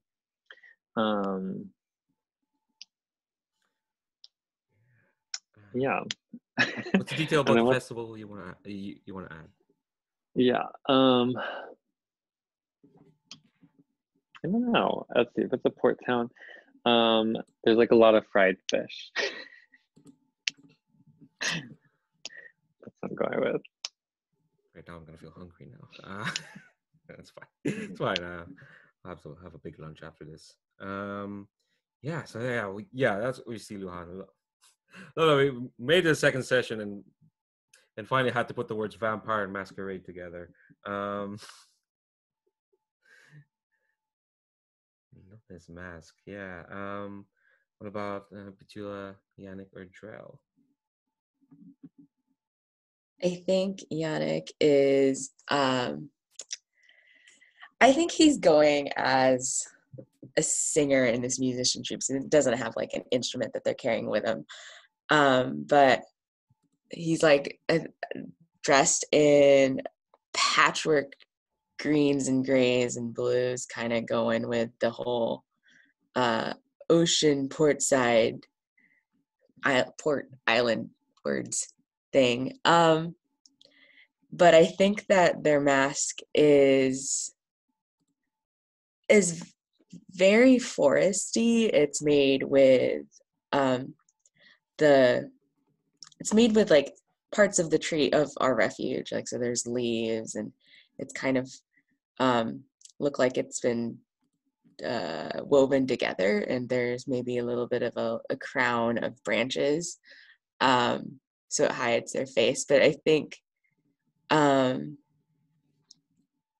like some of the way that it's made maybe hints to the people who are related, who are like familiar with the old faith, like if there are any, that they would know that this is someone who practices it, like just because of the way that maybe like some of the herbs or the leaves included in it are particularly symbolic.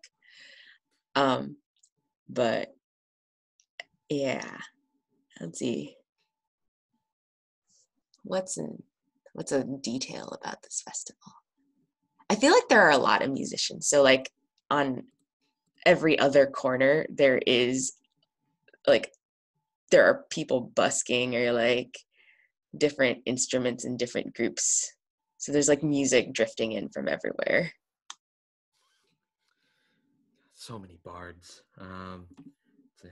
It's a convocation of bards.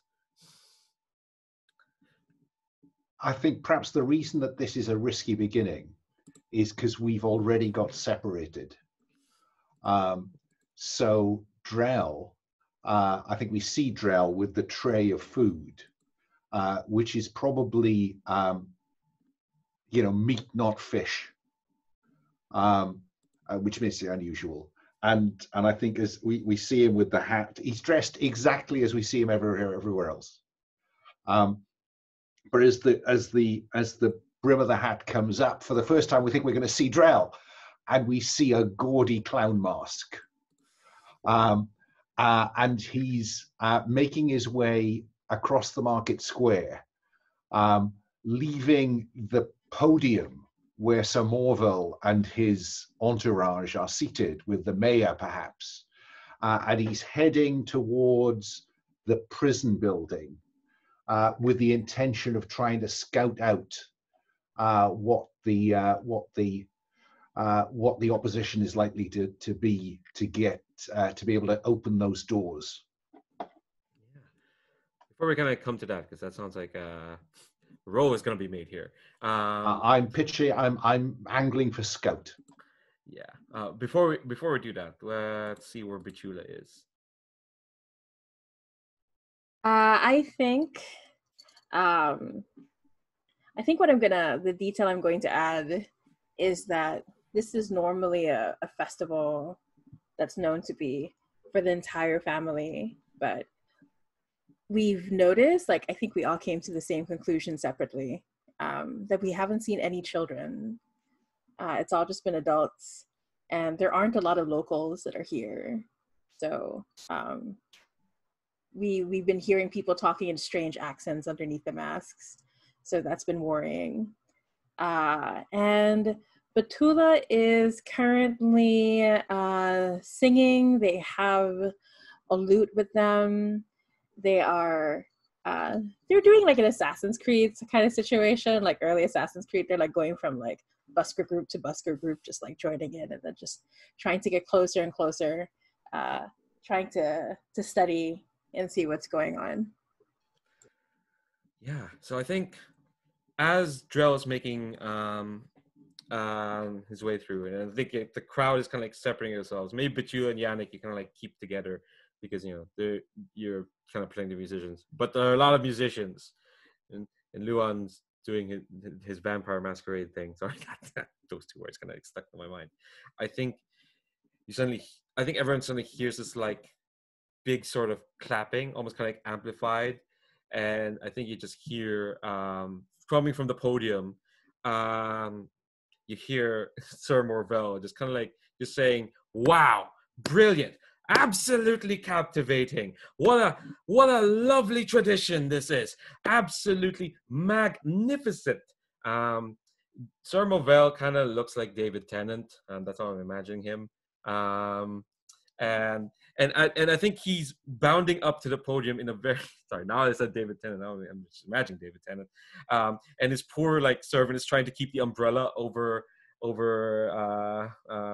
Morvel, and I think people can tell, like, he's definitely a vampire. He's like very well cut, sort of suit. Well, so not suit as we know it, but it's very well cut clothes. Like the edges of his coat look like they can cut through water. It's ridiculous.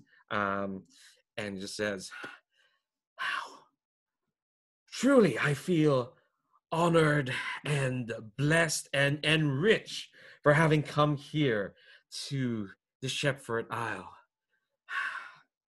Seeing all these wonderful masks, all these amazing colors, all this beautiful musicianship. It's a sight to behold. In fact, it's moved me so much that well, I wish to impart my own mark on this grand tradition.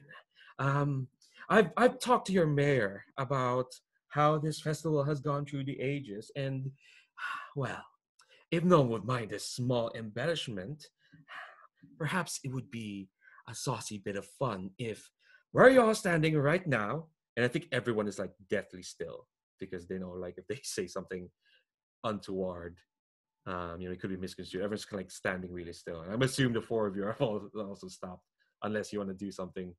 We can say you're doing something in the middle of this, but I think at the end of this, like, Sir Morvel is kind of like, I've been talking to your mayor about the traditions of this festival, and I would just like to add, I want to add a little fun kind of embellishment.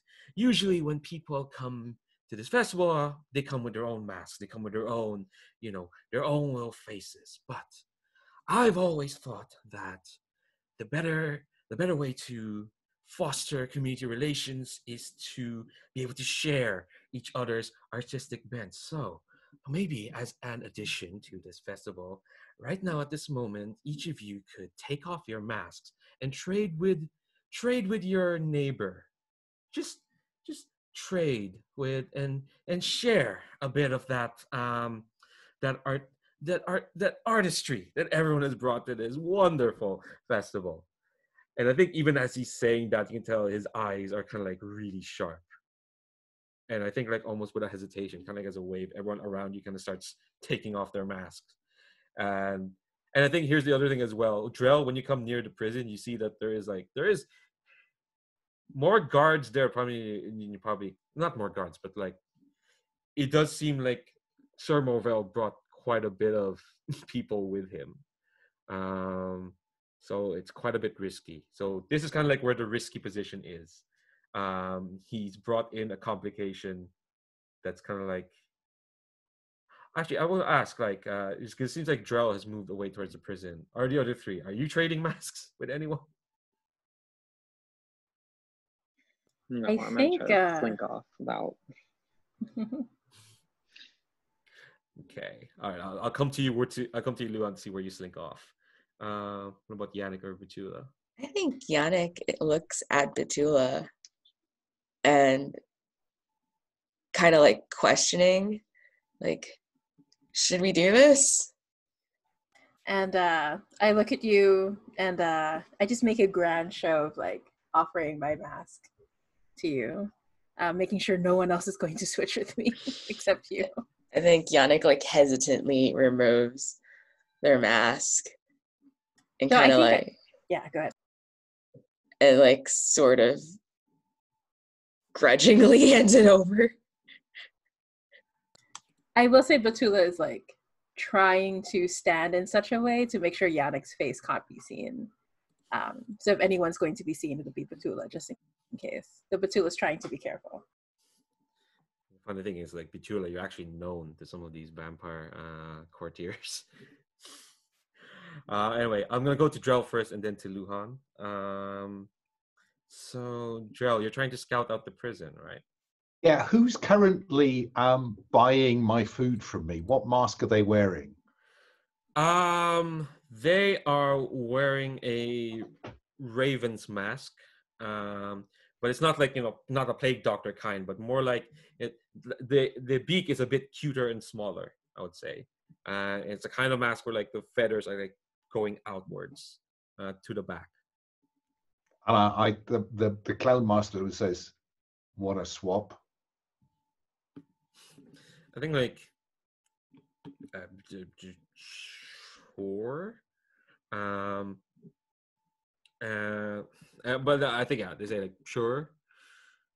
And so the brim goes down, the hand goes out, and of course through the art of dramatic necessity, the mask is perfectly in place when he looks up again. And so, yeah, he wants to scout this out. What's the best way into this place? Okay, so, all right, we're gonna roll an action. Amazing. It's always fun. All right, so this is a gather information, but I think there's gonna be a risk because you're all in a risky position. Because that's where we started. So you will get that +1 die. That's part of your trade for sure. But what action are you rolling? Always has to be I think this is survey. Okay, so survey your location or situation, understand what's going on.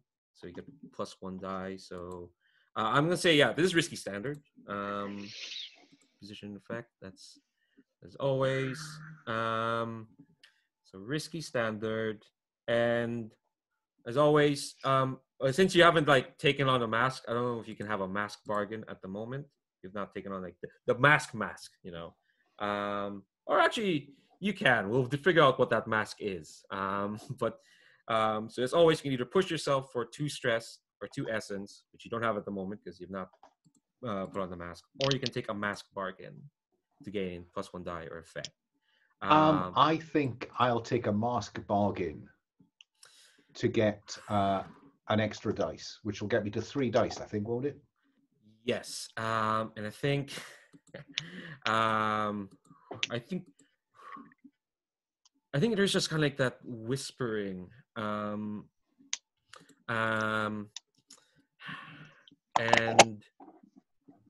because I'm thinking that the Fae dote on me, so a mask bargain can never go badly for me.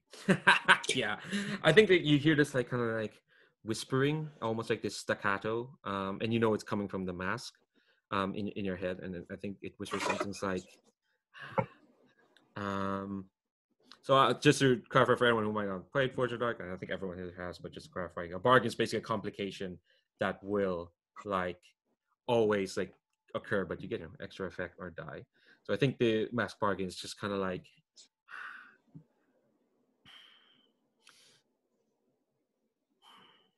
sorry, I forgot how the verbiage. I just said staccato whisper and realized I have to do a staccato whisper now. Like, beware, beware, Drell the Foundling, the mask you trade. You wish you would not have you did not trade it with a stranger. And I think you'll see like that person you traded the clown mask, where they are making their way towards Sir Morvel. You are going to be put in a desperate position if you take this bargain. The fun thing with desperate position is, XP. Can't say no to that. But you're muted, Alan. So 3 dice. Okay, sure. Okay, all right. Yeah, that's 3 dice. Right now you're still in risky standard at the moment, but because you're taking it, you're gonna get into desperate, no matter what the roll is. Oh, I see. I misunderstood. So whatever I roll doesn't matter. No, as in like you won't be in a desperate position yet, but you will be after this roll. Okay. Well, my highest is a 4. Okay, yeah. So on a 4, you do it. There's gonna be consequences, which is as always fun. So I think what you'll find is that the prison is. It is as Yannick saw. A prison is. It seems new. It seems like it's only barely staffed, and like it is barely staffed because there's a festival going on, and I think you can see that. You can see that like there are. Though there is like there is like a side door. You can see there's the main gate, which is less of a gate and more like an opulent double door. Which again is like, who made this prison? It looks like a McMansion, as a Gothic McMansion. But I think you can clearly see there's like a side door where like where the supplies are kind of put through. Like it's wide enough for like a carriage or a bunch of carriages to go in. So if I could draw the guards away from that bit of the building, that might create an opportunity for the others. Yes. Is that a reasonable hypothesis? Yes. You don't have to do it. Like anyone could do it. But here's the complication, which is always fun. You're already going to be in a desperate position, so I think you see like the you see what you want to do, but I think when you kind of turn to like see if there's anyone else, I think you see that Sir Morvel is like getting very, very close to you. Like he's absolutely making a beeline towards you. Okay. So there's no time to think. There's simply time to act. Yes. Well, you can always resist that complication. No, I want to act. Okay. Before we're gonna get to that, let's cut to another character as he's making his way. So Luhan, you said you didn't want to trade masks. You've slunk off. What are you up to? I'm looking to get into the prison so we can get our plan going. Okay, cool. I will say right now what draw success is gonna make the clock appear. It's a good clock. Don't worry. It's a clock you want to fill. It's basically the get the prisoners out clock for sure. Well, Leandro, would it make sense then for me to create the distraction I'm going to create? As a setup, if the others are going to go for it. Yeah, like as a setup action to give Luhan like better effect. If that makes sense. Can you talk to us about masks then? Okay, here we go. Made it to the masks. Yeah. So I'm gonna find the appropriate spot. No, that's I down. do have an idea that could use a mask. So would you like me to go first just to show what it looks like? Go ahead. Yeah, go ahead. Unless Luhan wanted to do something. I think Luhan is going straight for the prison, so we should do like stuff that helps to set him up. Sure. Beforehand. Yeah. So I think at that moment, Batula's going to smile at Yannick and sort of like make a shushing motion, and then pick up the Mask of Terror. And the way that it looks is when Batula taps on their face, the mask starts to activate. and it looks like dark wood and blood starts to seep from the eyes, and these thorns start to form around the crown of their head. And Betula says, "Terror, I call upon you. I swear my oath of solidarity for you. What would you ask of me?" Okay, so mechanically, what Betula is doing is is invoking like their pact. Um, and actually, do you mind if I call like a quick 5-minute break because my throat is parched and I need to refill Sure. water. Sorry about that. No It's worries. bothering me. Let's come back in 5. See you in 5. Okay, so you put on the mask of terror, Betula, and I think you've asked like, what would it ask of you? And remind folks, what is the Fey pact that you made? Right, I made the pact of solidarity to stand with those who needed, to stand with the weak, basically. Let me actually, it's really pretty. I will go ahead and read it out. To stand with the weak, to shoulder their burdens, to meet. I'm so sorry, my partner decided to sneeze just at that dramatic moment. To stand with the weak, to shoulder their burdens, to meet their pain as your own. Okay. So I think you hear a rumbling in your head, kind of like the roiling of thunder, as this voice kind of like beckons to you and says, "You who have lived behind gilded walls and glass, you must start your legend anew.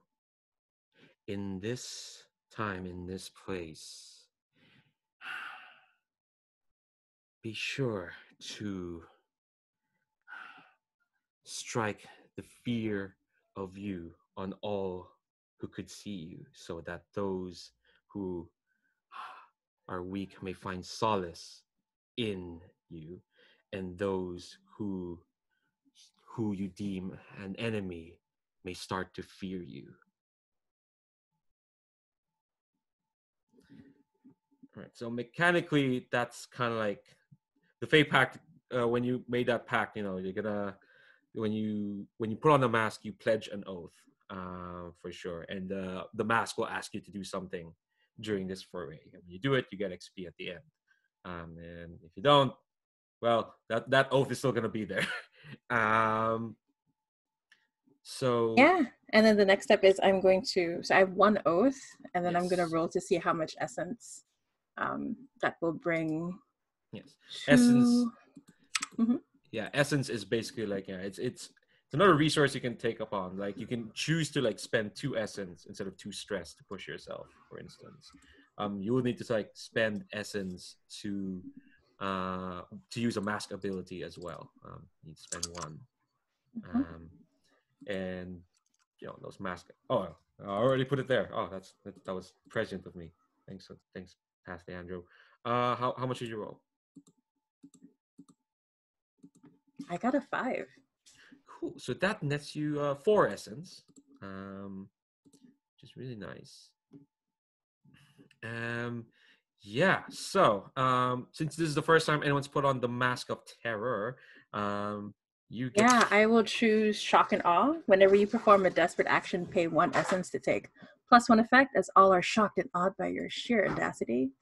And 2 dots in one and 1 dot in another. So I will take, let's see. Ooh, these are also good. Explode is always a good one, because it can be social or physical. So I'll get 2 in Explode, and I love the description for Explode is just detonate. Violent. yeah. And then And I'll the thing put with 1 in Frighten. Yeah, the thing with mask actions, like they're more broad, so they're easier to like use in any occasion. That's the good thing about using them. The other thing is like you do need to spend essence to roll with a mask action. Yeah, okay. So you put on this mask. Mask basically asks you to basically, make a scene. Basically. So what do you do, Bitula? Yeah, I think I'm going to turn around, and it's going to be like very much, what is her name in Lord of the Rings? The look upon me in despair kind of moments. Oh, Galadriel. Yeah. So I'm going to turn around, and the mask is going to like give off these vibrations of fears that come at me, but I'm aiming them just at because the Lord was like running off to like go after Drell, right? If I'm not mistaken. Yes. Well, he's power walking. He's not power walking them. He's not one to run. Good point. What is his name again? I'm so sorry. Morvel. Yeah. And so it's kind of like, I will say, Morvel, do not turn your back on those you would hurt. And I turn to everyone around me. Heed those of Shepforth. Cardenfell no longer has to be crushed under the heel of the vampires. Today we rise together. Today we rise as one. And I am going to explode. But the way I'm doing it, I'm trying to like detonate everybody's anger. I want to create like a mob reaction to sort of like at least create enough chaos that Drell and Luhan can do their thing. Yeah. I think what's this gonna do if this goes off is it's kind of like gonna raise everyone's position. So Drell goes back to risky, and everyone else goes to controlled. That sounds like a good mechanical effect if this goes off. Yeah. Do you want to? Well, you spend one essence to roll this action. Do you want to push yourself, or do you want to take a bargain? Oh, I will take a bargain, but I will also drop it down to desperate to pull up the effect to great, so I can pay one essence. Yes. With shock and awe. Yes. Okay. Trading position for effects, always great. Always fab.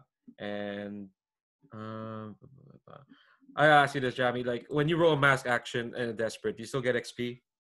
Yes, for the mask, because the masks can also level up. Yeah. To get more abilities. We've been playing for a long time, so our masks are so overpowered. They're really, we have so many abilities unlocked for each one. But yeah. Okay. So I will just take note here somewhere that here, experience for the mask. So putting in 1 for the desperate action. For the mask bargain, since you did bring it up earlier, and I kind of like that. I'd like it, since the mask asks people to, like, I have to rebirth myself, I want Morvel to get a good look at me and realize who I am through the mask. Okay. All right. I think that's going to be an addition of heat. To Sounds heat. I'm going to good. say probably 2 then. I think the terror is kind of like saying, is kind of like rumbling in your head, just to like, you know, the better to paint your legend, the more the higher up the eye should be. More flowery language than that. Cool. I'm gonna say, yeah, this is you're still in the risky standard. Oh no, desperate. You're in desperate great. Desperate great. So that's 3 dice. Oh my god, I got a 1 and a 2, but a 6. So I was so scared of that 1 and 2 and a desperate. Oh my god. Whew. Yeah, don't want that in a desperate. Okay, so mark XP, and yeah, I think I want to ask everyone else as well on this table. Like, Betula just did a whole Galadriel is teased by the One Ring show. I want to know, because I think it's a success, so it's not going to be an effect. But I kind of want to see the fictionally how everyone reacts to when Betula puts on this mask and just kind of like explodes, so to speak. Like, and gets everyone to explode with me. Yeah. Drell goes.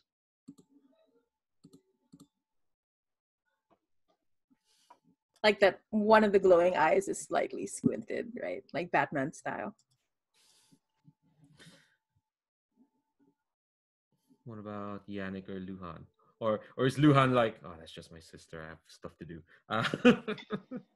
I mean, I don't think I even see it. Like, we're all separated. At this point, I imagine I'm like not even in the crowd. Okay.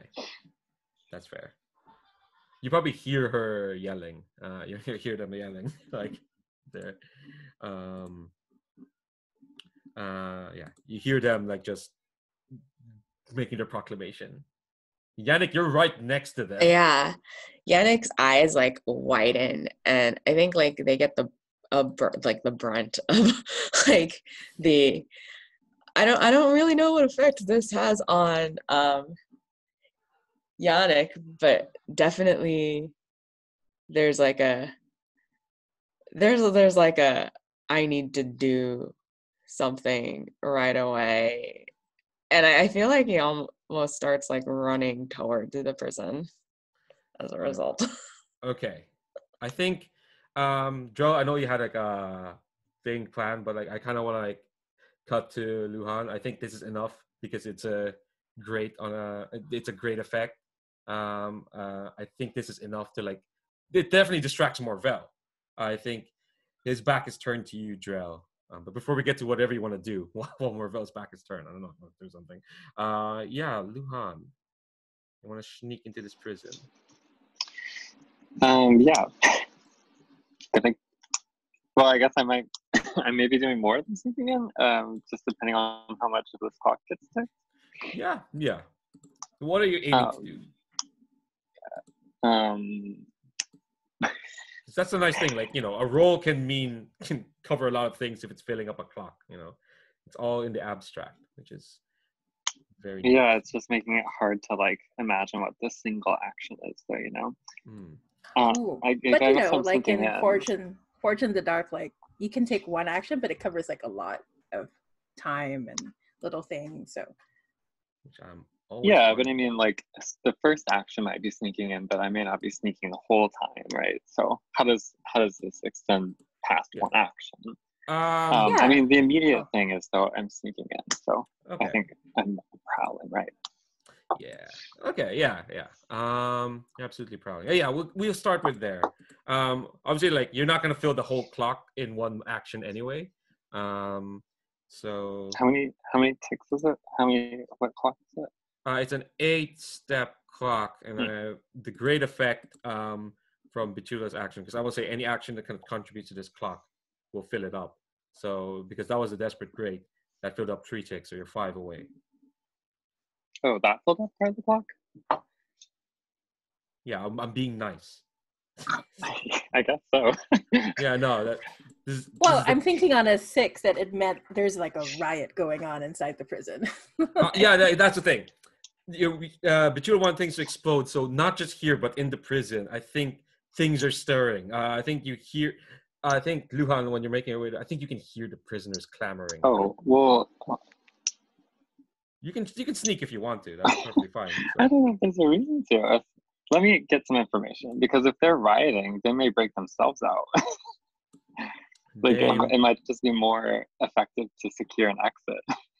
Ooh, if I may suggest an idea, because there is the Masque of Ruin, you could use it to destroy the walls so that they just get out. Well, I would still like to aim for a subtle plan. All right, there you go. Your sibling has obviously let go of subtle, so. Yeah, I was gonna say Betula has let go of subtlety a bit here. But anything you do is fine. I think, like, I will just say with Fortune the Dark, I think it's more important to think what your goal is rather than the Let's go action. ahead and just see what Drell's doing. Because I don't have a clear goal anymore, I don't think. There's too much chaos. Or we can dive back on the chaos, it's fine. Whatever, we can script change anything. Okay. So we'll come back to Drell and then maybe go to Yannick after that. Drell. So, what's my position with respect to Morvel? Is he a risk to me now? You're still in a risky position. Everyone else is in a controlled position, thanks to what Betula did, but you're still risky because you're like really close to him. He was just about to come face to face with you when Betula did her thing, and now he's turned around and distracted. Okay, so then I think rather than the Masque of Violence, I think it might be time for Ruin. Let me just check this. Oh, hang on. Where's it gone?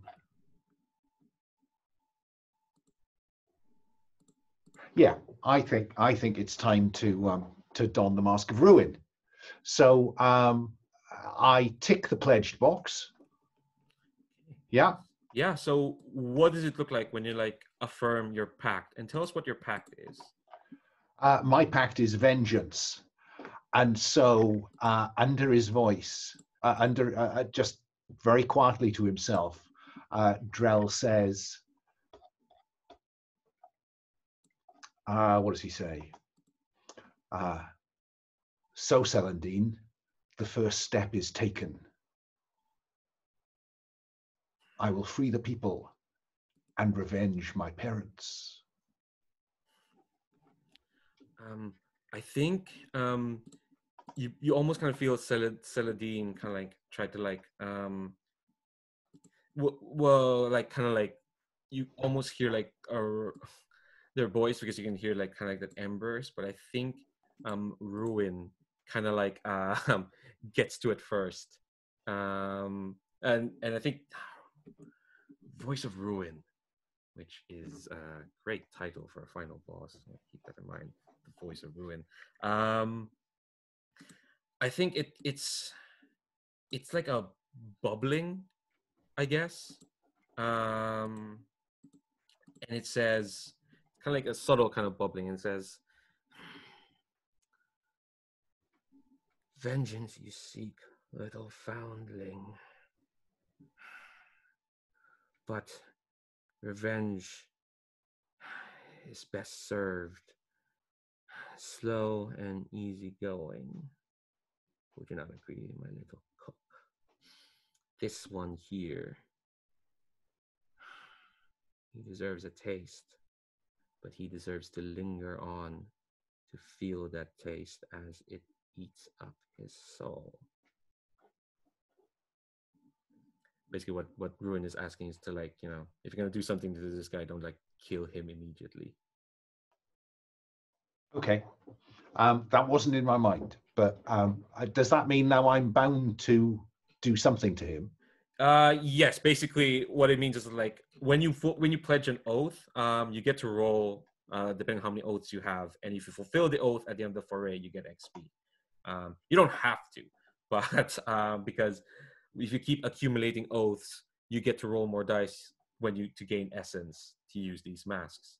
So you don't have to do this per se, but doing this will get you XP for the mask. Okay, so how much essence do I have, and what do I roll to find out? You're gonna roll number of dice equal to the amount of oaths you have at the moment. So that's just one. Yes. That's 2. So you get 2 essence. Well, 1 to 3 gets you 2 essence. Yes, and so since you picked up Ruin for the first time, you get to pick a special ability and assign 3 action points, 2 to action dots, 2 to one action and 1 to another. I would like to put 2 in crack and 1 in spoil. Okay. These are some fun ones. Yeah.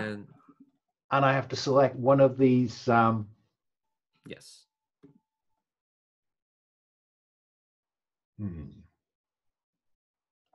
Oh, just realized one of these abilities is copied from the judgment one. Whoops, that's my bad. Give me a second while I find the right one.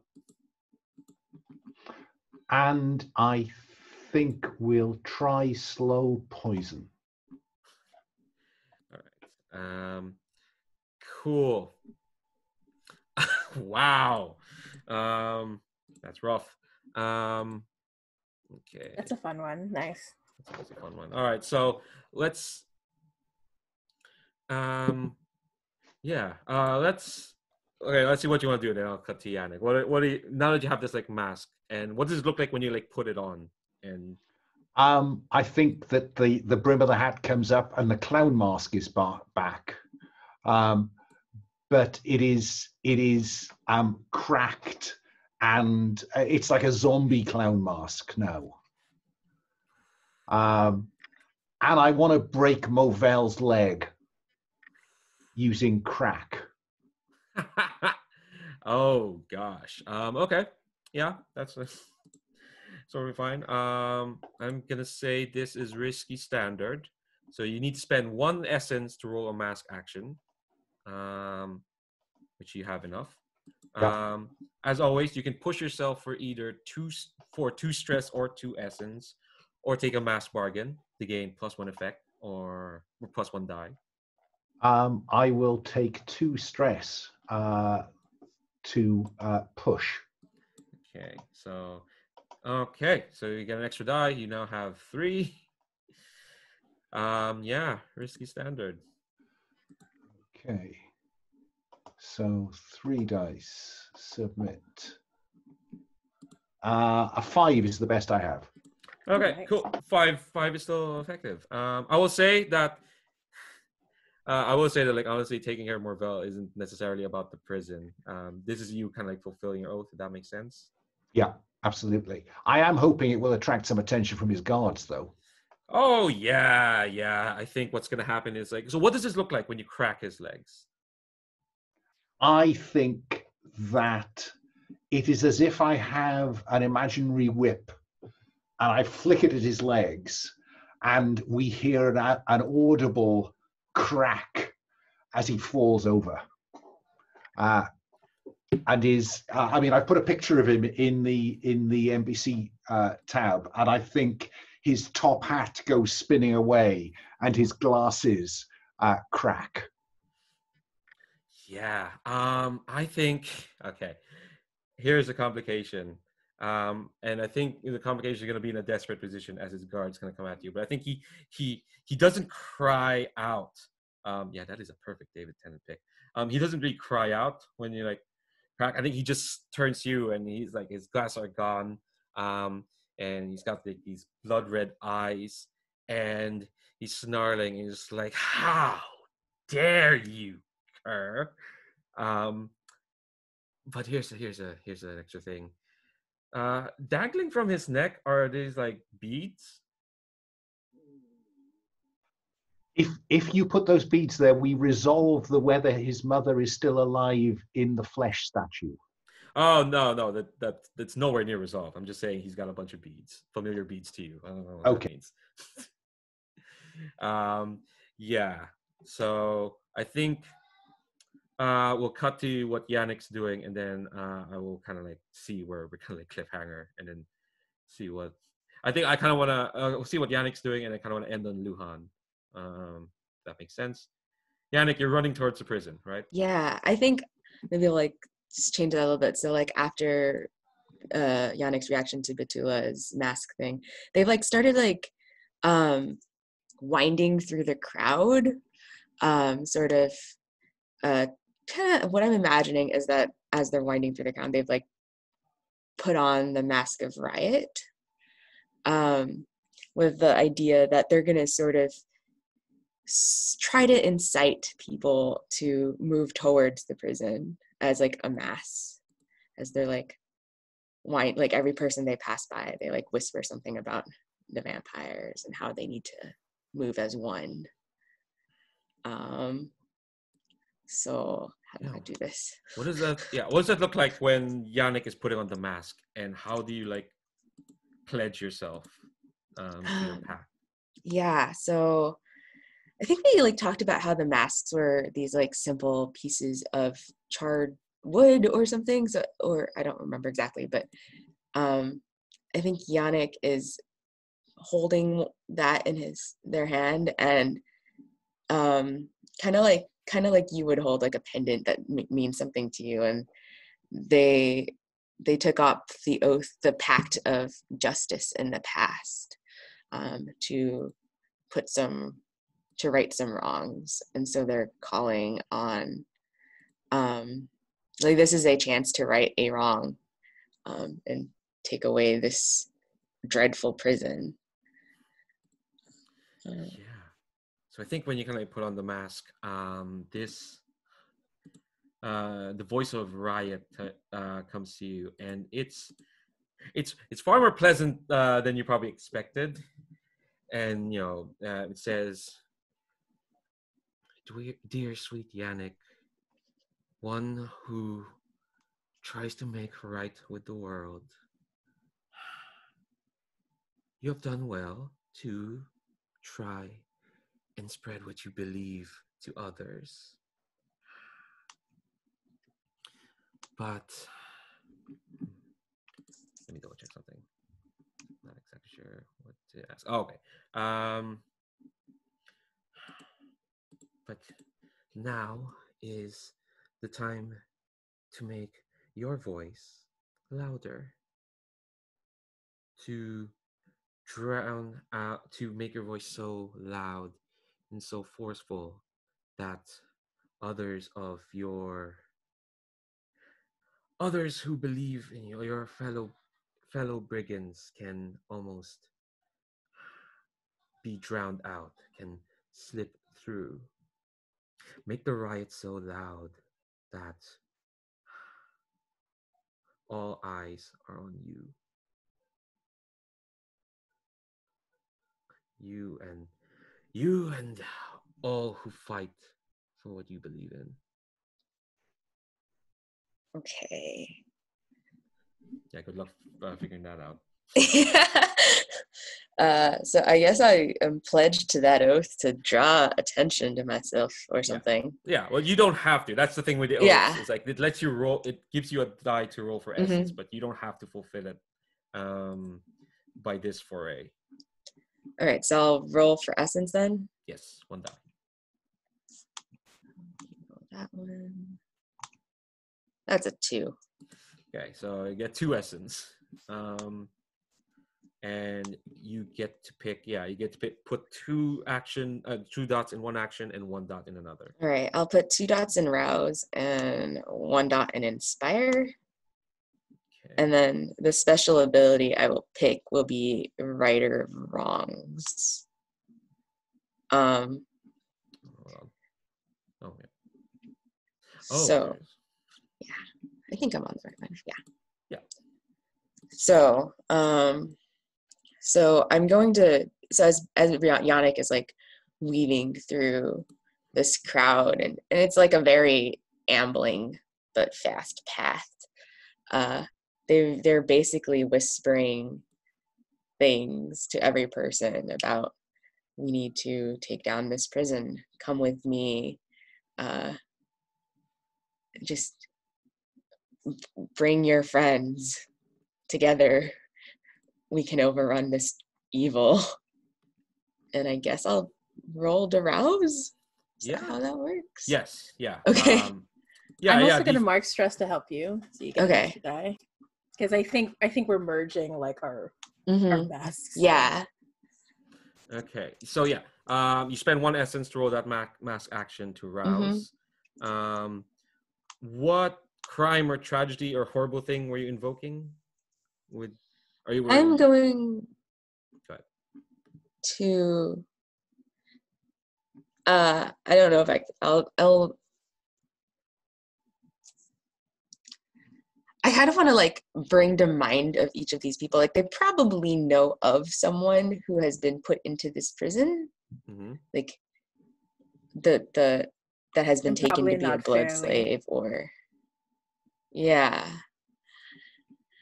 So I'm just gonna tuck things at them. Okay, that works. Yeah. I think I think that kind of reminding folks like, oh yeah, we know people in that prison. So do you want to remember that you have had people taken away for the vampires? Yeah. So do you want to take +1 die or potency, which kind of gives you extra effect? I would say right now your position is controlled standard. All right, I'll take potency for the extra effect. Okay, so controlled, great, lovely. And there's also the extra die from May.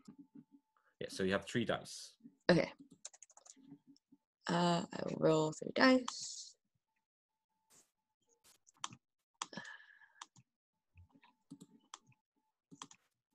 Oops. 1, 4, and a 5. So that's a 5. 5. Yeah, where are the 6s? Where are they coming from? All right. So on a controlled, anyway, there is a hesitation. You can choose to like back away from what you're doing. But if you press on, you'll get a minor complication. I'll say. So here's kind of like what happens. You kind of like, you're whispering. It's still going to be a success, but there's going to be complications. So I think, you kind of like you're rousing the crowd through like, through like these whispers, and you're getting them to like turn their attention to this gaudy McMansion of a prison. And I think whatever that riot was gonna, I think this is gonna almost turn into like a proper riot.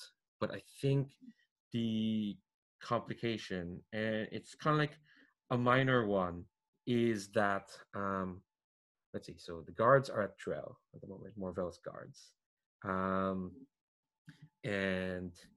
Petula and Yannick, you're fine. Let's see. I think what's going to happen is, I think you're going to be put in a risky position, because what kind of is like you're trying to like whisper, and I think people are kind of like going back like, oh, there's this. I think they kind of like recognize kind of like what you're saying is like, inflected through the old religions. Like, oh, there's this preacher. There's this there's a follower of the old ways, of the small gods, and this, and I think like even though we were trying to whisper, I think like people are kind of like, inadvertently or not, you're getting their attention, and you're going to drop down from control to a risky position. That okay? That sounds good. Like I was sort of imagining that as like almost leading this mob of people towards the prison is maybe a more focused distraction for Luhan. Yeah, I will say that like in terms of how we're seeing this, there's the prison, there's Drell and Morvel and their guards who are kind of like in between you, at least in the main part of prison, and there's this rally now, and I think there's like a lot of like, all right, them vampires, kind of going on. I think I want to close this out and then confine with Luhan. You're